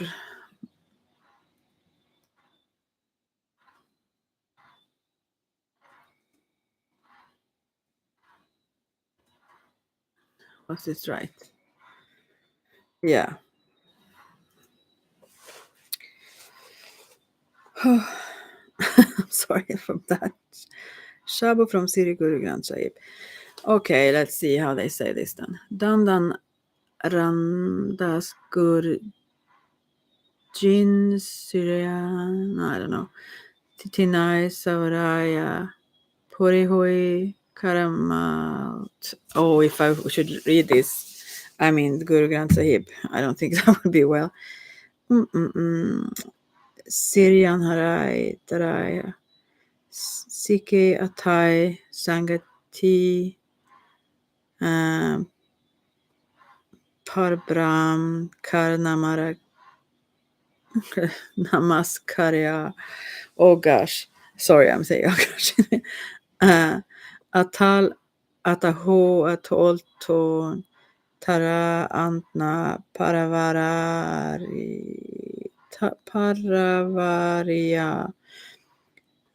Sinito Saya Bao Karsei Tud Par Utaraya Lab Lob Kan Krod Mo Mar Kadai Tud Saparvaraya Tan So Taraya Tan Hai Sach Taira Pais Karya Nanak Tu Lenu Tu Hai Gur Amar Tu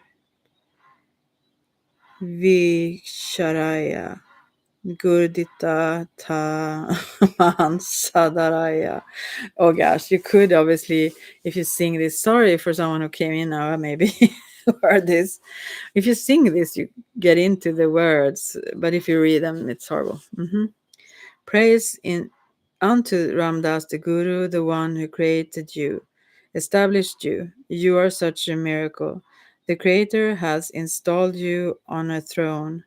Your Sikhs and all conscious people bow to you because you manifest God.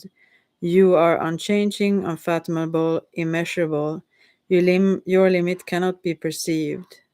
Those who serve you with love, we carried across the sea of existence. The 5 obstacles, greed, attachment, lust, anger, ego, cannot exist where you are. The realm that you rule is the true place. True is your glory. You are Nanak, Angad, and Amaradas in the Guru. Oh, when I recognized you, my soul was comforted. Well, if I read it better before, then, oh, now it's no one here. I understand you. I will just read this page. I'm tired myself of this. The Shabd teaches the realm of miracles. The impossible becomes possible when life seems stuck. Praise the domain of Guru Ramdas, the realm of the true reality. It is the realm of the heart, of the neutral mind, where all things become pure. And then we have bountiful, blissful, and beautiful. I don't really have to write it down because that's kind of English, yeah. Mantra of bliss, affirmation of the divine self. I am bountiful, blissful, and beautiful. Bountiful, blissful, and beautiful I am. Ekonkar Sat Gur Prasad.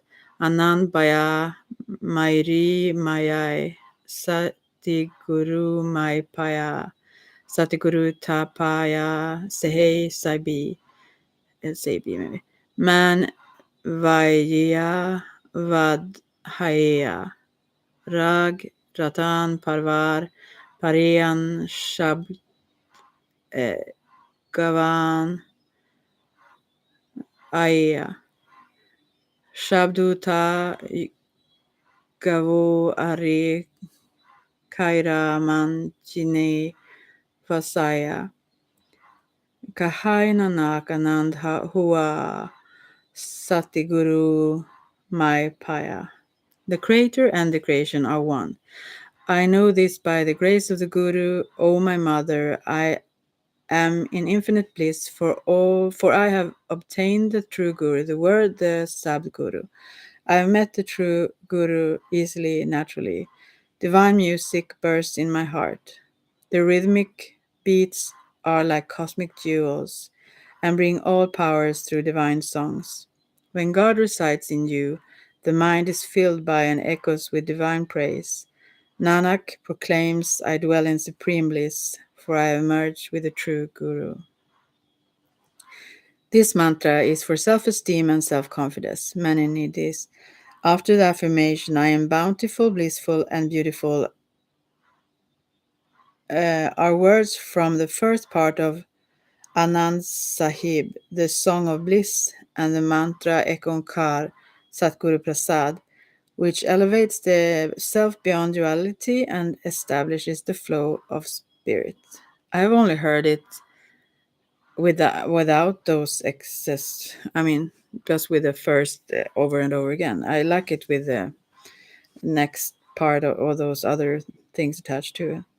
Shatra Chakravarti is maybe the last one for now. Maybe not. Yeah, maybe I have to stop. Chakr. No, Shatr it was first. Shatr. Chakr. Mm.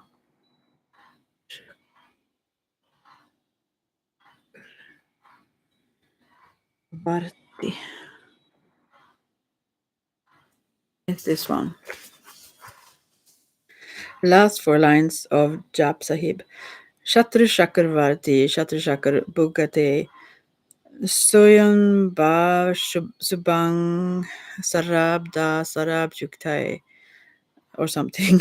Dukalang Pranasi Tayalang Sarope Sada Ong Sungai Abangang Bibote, or something.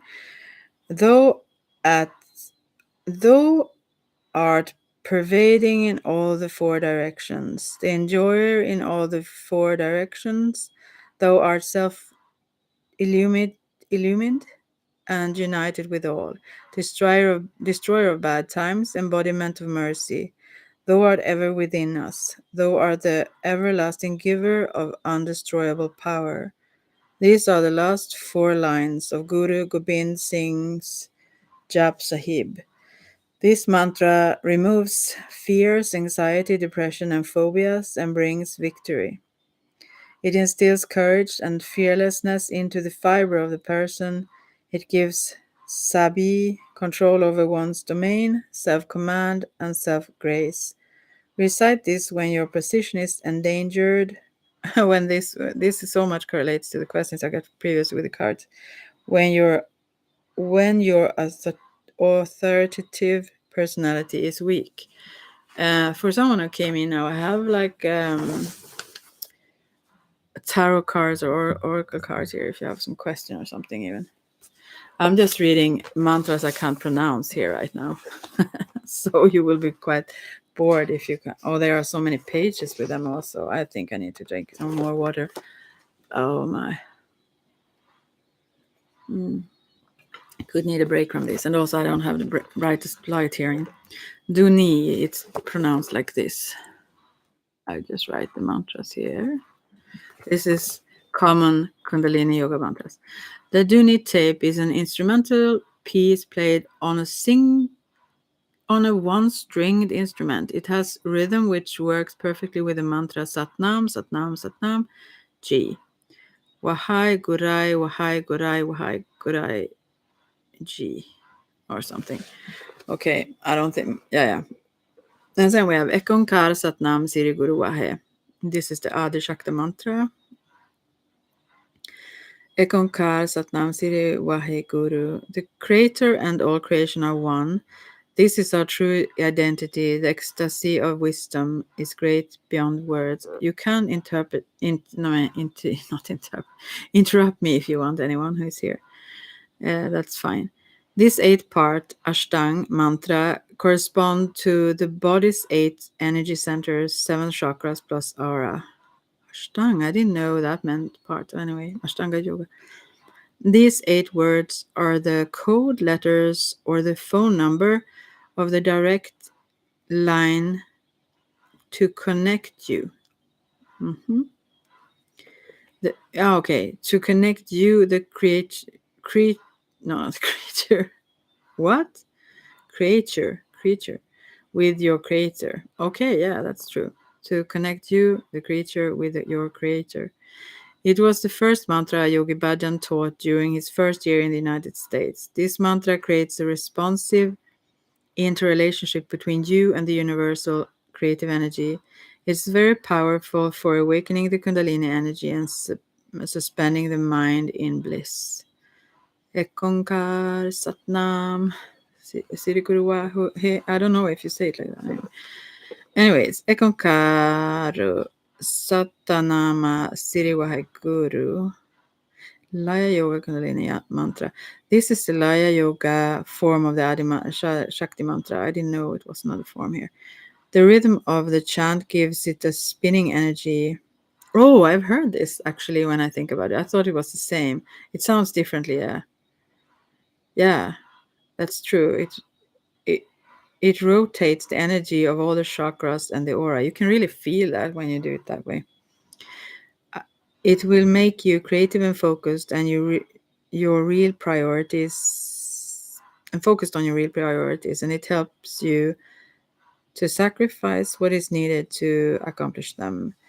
Ekonkar Satguru Prasad, Siri Mantra. Ekonkar Satguru Prasad, Satguru Prasad Ekonkar. God and we are one. I know this by the grace of the true Guru. I know this by the grace of the true Guru, true God, and we are one, is what it means. This mantra is a Gutka Sahib, one that reverses the mind. It is the essence of the Siri Guru. If the mantra is channeled just 5 times, it will stop the mind and put it into reverse gear. It's like planet going, well, no, it's not. The Siri Guru will sit in your heart. It can stop anything negative. It is so strong that it elevates the self beyond duality and establishes the flow of spirit. Oh, you should do this a lot. This mantra makes the mind so powerful that it removes all obstacles.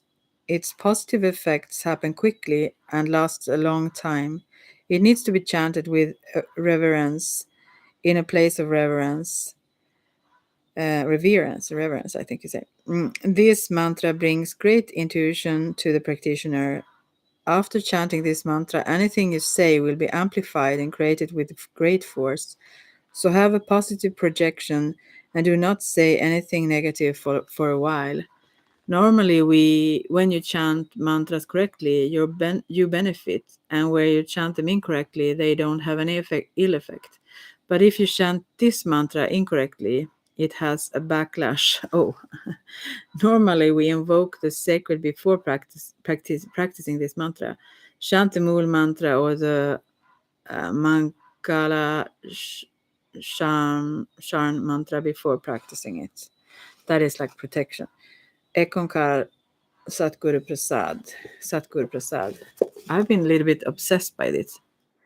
I didn't know why. Satguru Prasad. I'll just write it. It's something with this word prasad that make me. Prasad, it says here. It feels like they say prasad. Prasad.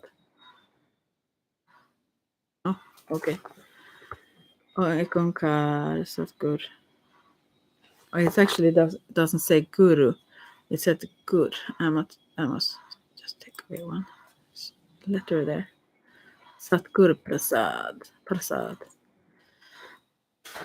Okay. Wow. That was like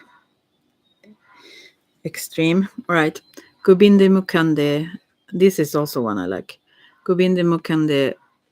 Udare apare. Haryang karyang niname akami. Guru Gayatri Mantra. Gobinde Mukande. I'll write it.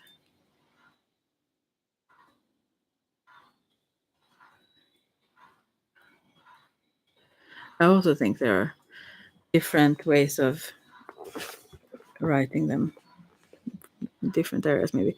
Sustaining, liberating, enlightening, infinite, destroying, creating, nameless, desireless is what the words mean.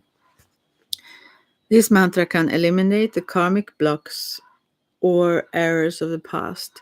It has the power to purify one's magnetic field. Very good if you have a sensitivity to electricity, for example, or something like that. Making it easier to relax and meditate. It is a protective mantra, an Ashtang mantra having 8 parts. Besides helping cleanse the subconscious minds, it balances the hemispheres of the brain, bringing compassion and patience to the one who meditates on it. And then Guru Guru Wahe Guru. I don't have to write that. That's so simple. Guru Guru Wahe Guru Guru Ramdas Guru. That's how it goes. But it's so brilliant, so I maybe have to. Guru Guru Wahe Guru.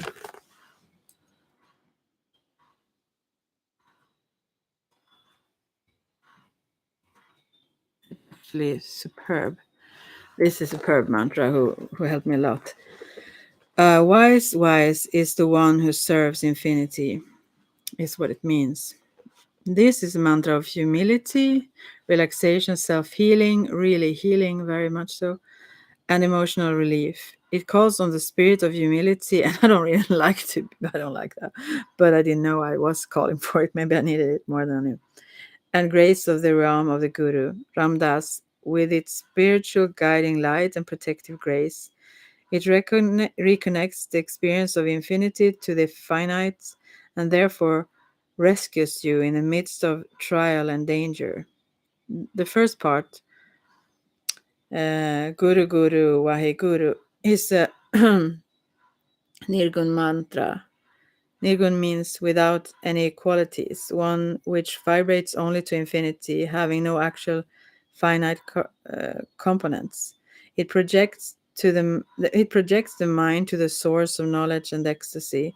The second part, Guru Ramdas Guru, is a Sirgun mantra. Sirgun means with form. It therefore projects the mind to infinity and then gives its finite guiding relationship on a practical level. This mantra was given by Yogi Bhajan by Guru Ram Das in his subtle self. Okay, right. I've seen those two together in my room.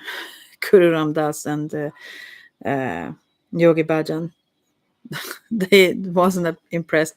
Let's say they didn't look impressed by my yoga, but what can I do? Yeah, they were like looking into the vast infinite sky, looking into their eyes. I mean, it was consciousness, but very still. I can't describe it even. Very strange experience. They were sitting beside each other. Anyway, Har is one of the aspects of God, the creative infinity. Hari is creation in action. Oh, I just thought it was like fun to when I sing like Hari. I thought it was like more fun to sing that rather than it was a different word than creation in action. Yeah. Mm-hmm. While Har is the creative infinity. I think that's the most beautiful word for whatever we call God. In this tradition, it's called unlimited creative consciousness. I think that's fantastic. Anyways, Har Hare Hari Waheguru. This is a Shakti mantra plus a Bhakti mantra. It expresses the three qualities of the word Har, that the creative infinity, seed, flow, and completion into the infinite. Yeah, beautiful. This mantra can bring you through any block in life. Har Hare Hari Waheguru. Yeah, I will just say that, and then you can search for it yourself if anyone wants. Har Har Mukunde. Har is the creative aspect of infinity. Mukande is the liberating aspect of the self. This mantra turns challenges into opportunities, removes fear. Har Har Waheguru. Har Har Waheguru. Creative God in the ecstasy of infinite wisdom. This creative balance between earth and ether and restores equilibrium. It eliminates father-mother phobias. Har Har Waheguru. Okay, I've never heard that mantra. Maybe I should. Har Har Govinde.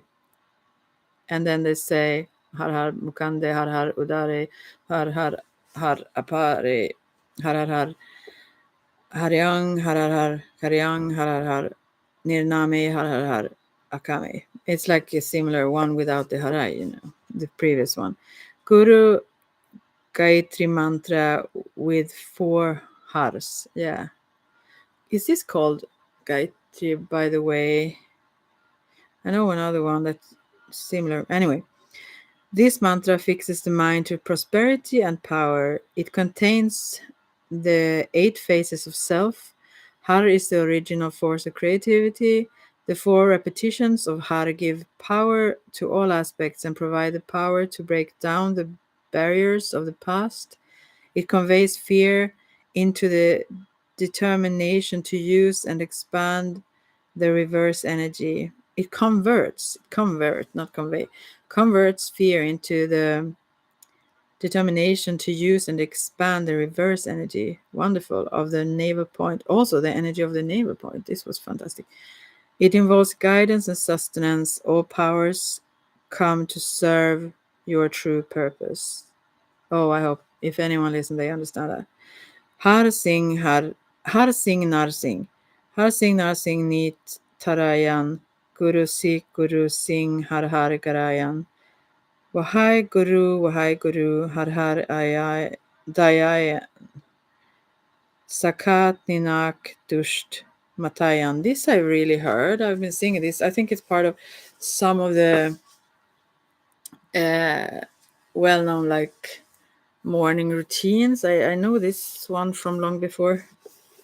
It means like God, the protector, takes care of the universe. Those who live in God's consciousness and power chant Har Har, meditate on Wahe Guru, and live in that ecstasy.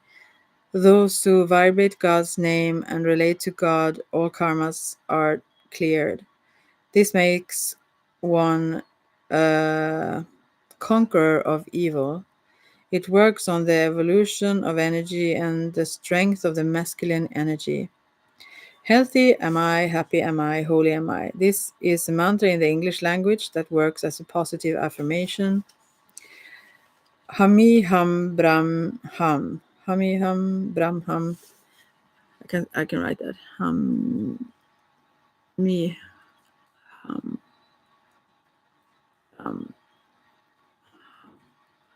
I think it's like this. Yeah. We are God. Is what it means. This mantra literally means that we are the spirit of God. It is total spirit. Total spirit represents God. It fixes the identity into its true reality. And then Hamiham tu he tu.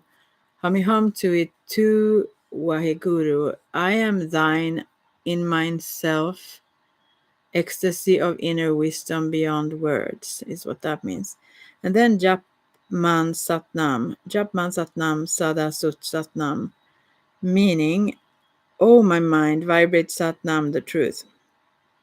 This mantra opens one to the flow of prosperity by attuning the mind to the power of Har, the creative infinity, the joy of merger with infinity. Kal Akal. Kal Akal, Siri Kal Maha Akal Akal Murat, or maybe something like that.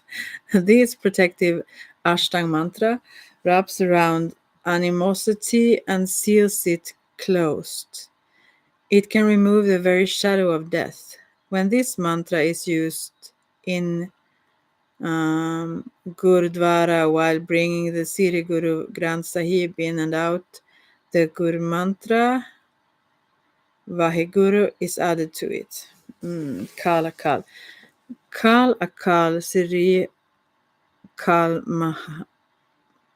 Mahan Akat Murat Vaheguru. I don't know. Anyway, Mool mantra. Ekonkar Satnam Karta. Let's see now. I'm so tired. Okay.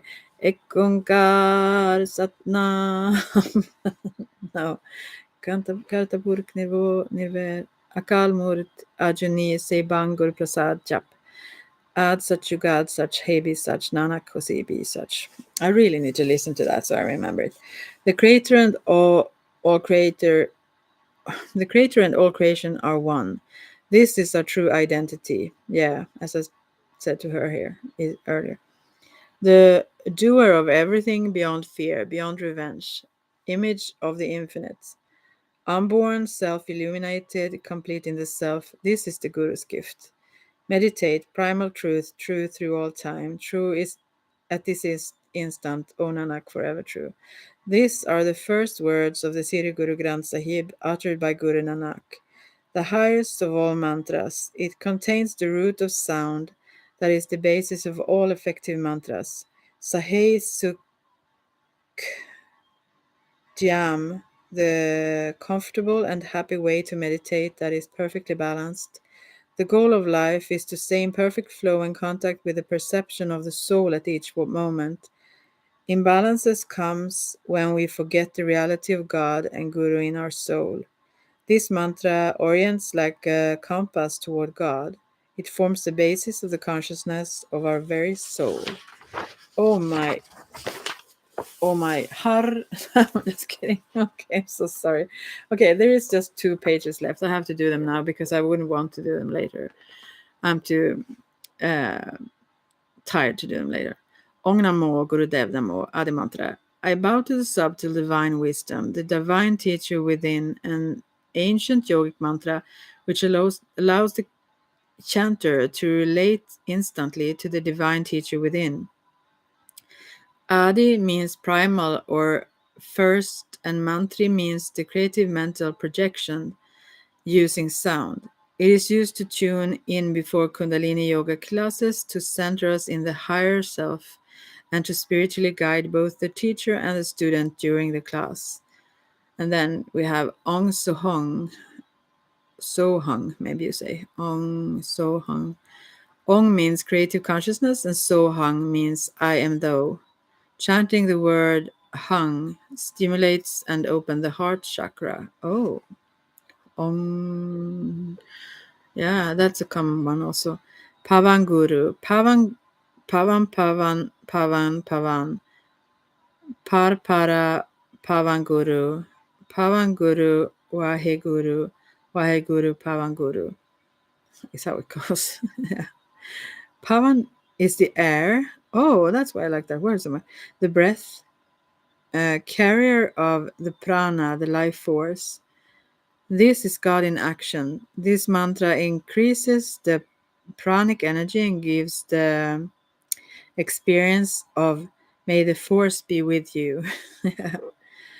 Prithvi High.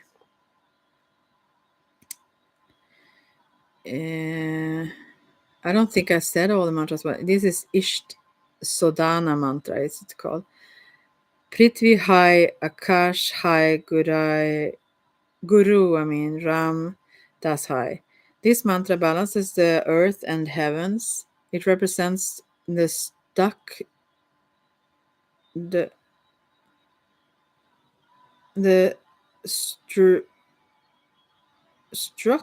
sounds of earth, Prithvi, and the unstruck sounds of heavens, Akash, crowning with the protection of the neutral mind, Guru Ram Das. High means is. This mantra can penetrate the cosmos, transcending the past, present, and future. Ramadasa, it usually is like Ramadasa. Yeah, this is also one I forgot the other day when I was going to do it. So I don't remember it exactly how it goes, but anyway, like Siri Gatri mantra or Siri mantra, Ramadasa Sase Sohang. Ra means sun, Ma moon, Da earth, Sa impersonal infinity, Se though, Sa say totality of infinity, Sa personal sense of merger and identity, Hung the infinite vibrating and real, So Hung I am thou. This mantra is a healing mantra in Kundalini Yoga and is an attunement of the self to the universe. It brings balance.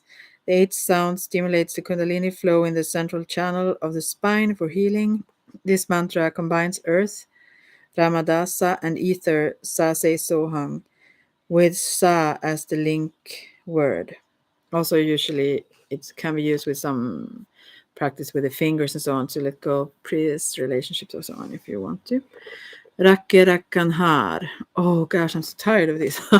I just want to do them. More water. I will find this embarrassing later when I know how to pronounce them. Rakke Rakkanhar Ap Ubarayan. Gurki Pari Prakai Suvarayan. Hoanap Dayal Mano Na Visarayam. Sad Janai Kaisang Babujal Tarayam. Sakat Ninak Dusht Kinma Maye Bidarayan. Tisabi Ki Taik Nanak Manai Mani. Jis Simrat Suk Hoe Saglai Dukyai.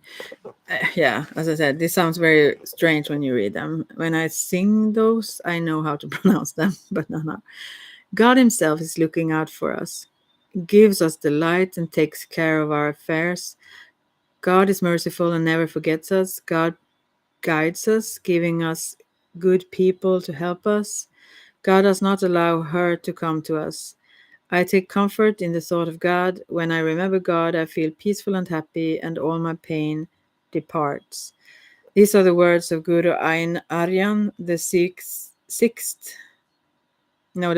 Sikh Guru, and are for complete protection. It is from the evening prayer, Rahiras, which adds energy into one's being. Okay, and helps when you are physically weak and have limited wealth.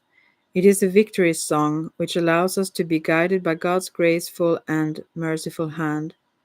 It does away with the obstacles to fulfilling one's destiny. Raki Rakkan Har. Maybe I should write that. Raki.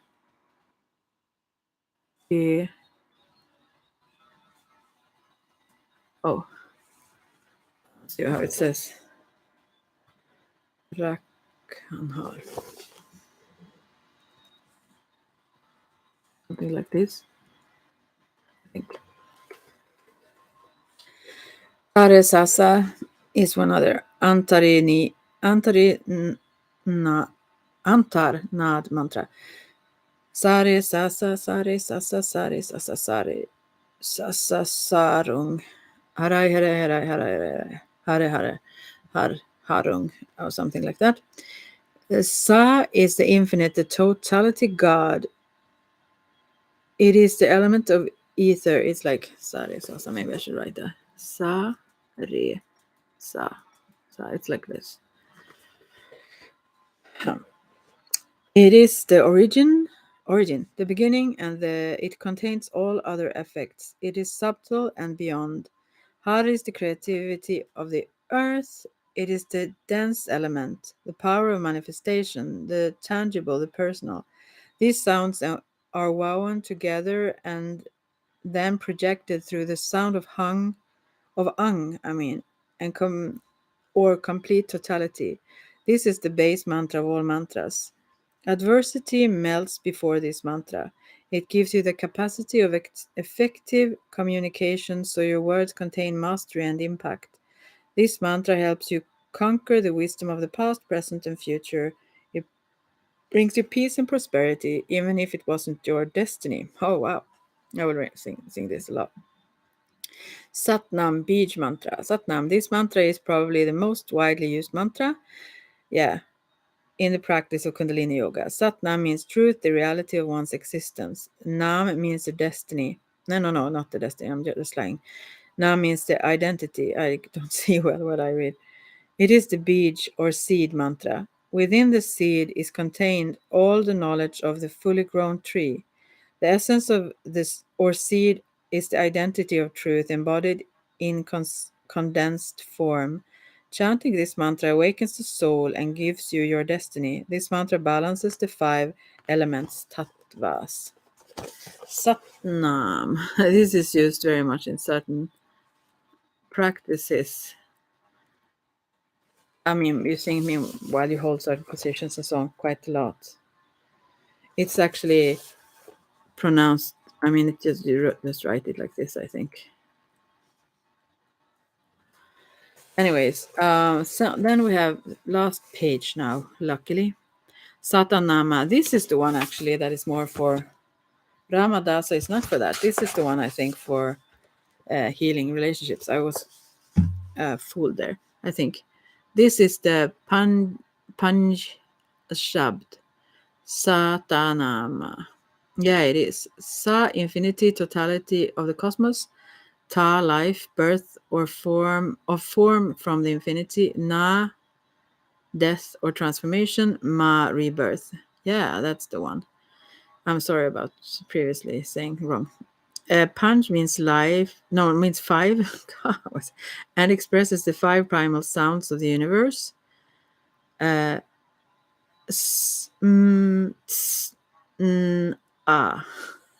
Or ah. I think ah.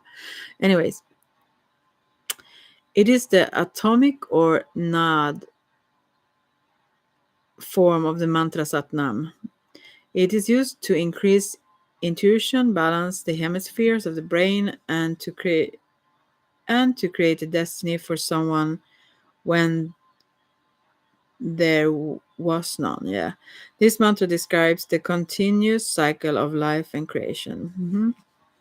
Okay, it says like this. Sa na ma. Okay, Sat Siri Siriakal, a mantra for the Aquarian age. Sat Siri Siriakal Siriakal.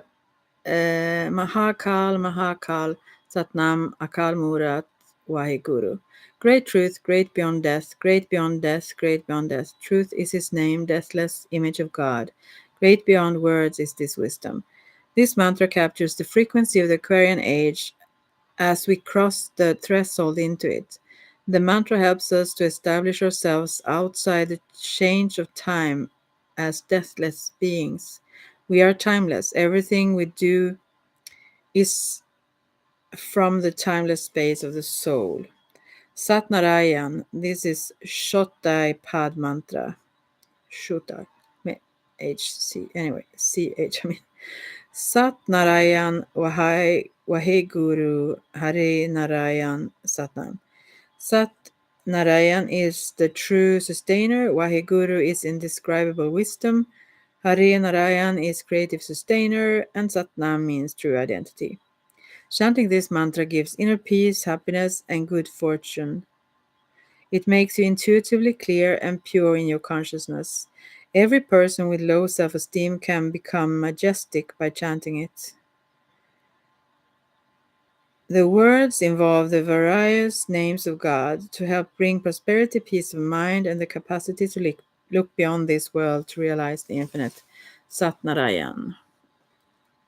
I maybe should have wrote, instead of these words, I maybe should have wrote what the mantra is called. That's said underneath here. Anyways, I haven't done that, so whatever. Vajanti, Vajanti Karyanti, Yagdupati Adak Itwaha, Brahmadai Trishe Guru, Itwa Hai Guru. Great macro self, creative self. I will write it also. Vajanti.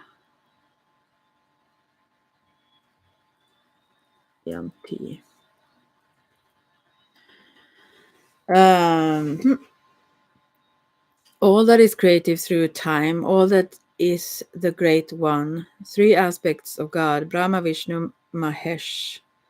Oh, why is it called like that and not Shiva? I don't know. This is Vaheguru. Mahesh, is that another word for Shiva then? This mantra is from the teachings of Patanjali. Yeah. The practice of this mantra is the culmination of thousands of years of prayer. Vajanti, it's very beautiful. And then Vaheguru, Guru Mantra. Vaheguru, I am in ecstasy when I experience the indescribable wisdom. This is a mantra of the infinite and of ecstasy and dwelling in God. It expresses the indescribable experience of going from darkness to light, from ignorance to true understanding. It is the infinite teacher of the soul. Trikuti mantra. It balances the energies of the generating, organizing, and transforming principles. It expresses ecstasy through knowledge and experience. It is the Guru mantra which triggers the destiny. It is said that chanting Vaheguru is equivalent to chanting Har 11,000 times. Oh, I have to write that then. Vaheguru. Yeah. Just Waheguru, Waheguru over and over. Waheguru, Wahegio. Waheguru, Wahegio. Great beyond description is his infinite wisdom. This is the last one, luckily. Wow. This is the mantra of ecstasy. This mantra means indescribably great is God's infinite ultimate wisdom.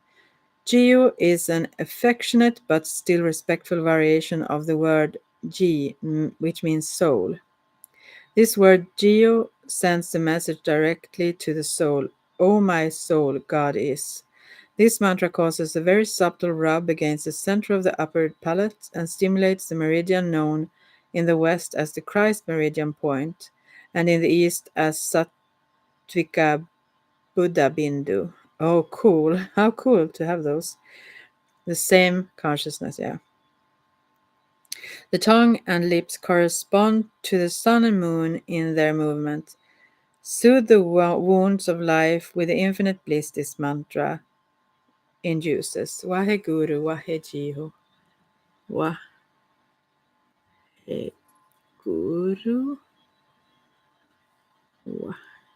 Wahejiho. That was the last one, I think. Luckily. But actually, it sounds very maybe extreme and all kinds of things. But I have had such fascinating effects that no one in like medical care and so on could. Now that was much with the kriyas, but also with some mantras. So I have very very strong faith in these, the power of these. I mean, really. I understand that this sounds so out there for anyone who haven't had that experience, but still. Next chapter is about the breath pranayam, chapter 8. The main problem in the world is stress. It is not going to decrease, it is going to increase. If through pranayam the shock can be harnessed, the entire stress and disease can be eliminated. Yogi Bhajan. So this chapter that I will come to next time is including in the beginning was the word and a deep breath. Simple natural breathing, pranayam, breath signatures, breath frequency, 1 minute breath, long deep breathing, yogic breath, benefits of long deep breathing, suspending the breath, benefits of suspending the breath, shunya, meditations to master the suspension of the breath, breath of fire, Agnipran, benefit of breath of fire, very good, many times. Anyway, beginning a practice of breath of fire, alternate nostril breathing, Nadi Shodan, breath ratios, left and right nostril breathing, canon breath, segmented breath, lion breath, whistle breath, Sitali pranayam, Sikali pranayam, Vatskar pranayam. So, yeah, I haven't even practiced all of these. I've tried a few of them, but so that's what we're coming to next time. Oh my, I'm so glad I'm getting somewhere anyways. In the beginning was the word and a deep breath. Yeah, I'll read a few more things that said. Here, someone, hey, come in now. I'm glad you missed the 2.5 hours that was before because that was a pain in the. No, I'm just kidding, but interesting though to me. But I will read. The breath is a fundamental tool for the Kundalini Yoga student. Mastery of breath is a foundation for promoting health and vitality, opening the range and creativity of the emotions, controlling the moods, developing concentration, promoting a feeling of connectedness. Breath awareness begins with recognizing the breath as both the gross physical breath as well as the subtle life force of the body and mind called prana. A Kundalini Yoga examines and breaks the habit to ignore the breath. Think of the breath in broader terms than simply respiration. Consider that the breath and its movements are connected to the movements of all the emotions and thoughts. The breath and the word are in intimate relationship. They form the platform from which all things begin, and they shape the form and directions of one's life. They govern our communications and our relationships with ourselves and others. If we can consciously harness the pattern forming abilities of the breath and sound, we can creatively direct our lives and potentials, is what is said from. For a more in-depth book at Prana, see the Yogic Anatomy chapter. Yeah, that's not right now. So I will not continue now because I've been here for 2.5 hours. But I'm glad some of you checked in, and maybe hopefully someone gets something out of this. At least I get through it, and that's my purpose actually for doing this now. Otherwise, it's difficult for me to take time to do it. But I really get inspired to go into some of these mantras now, more so than before. Although I always do certain mantras, I do practices every day. So yeah, but a few of them I probably will be drawn to more. So yeah. And I hope if you practice or try some of them out, you can Google them and find how you can sing them. It's easier. And the right pronunciation also. Let me know how it goes. If you make some, if you see some effect of them or experience that. As I said about the Kriyas, and I think that goes for the mantras too. It's good to practice like for 40 days and then see what have changed each day then. Or if something is very stuck, it could need 90 days. So, yeah. But feel free to connect again and say how you experienced if you tried. I really truly believe in this and the power of this. Sometimes it's too easy. That's why we just dismiss it and don't do it or do something else. But just to try it as an experiment and see what happens, that's very fun. So, okay. Well, take care now then, and thanks for anyone who checked in, even if you were just quiet. And I will talk to you soon enough, I'm sure. Bye for now.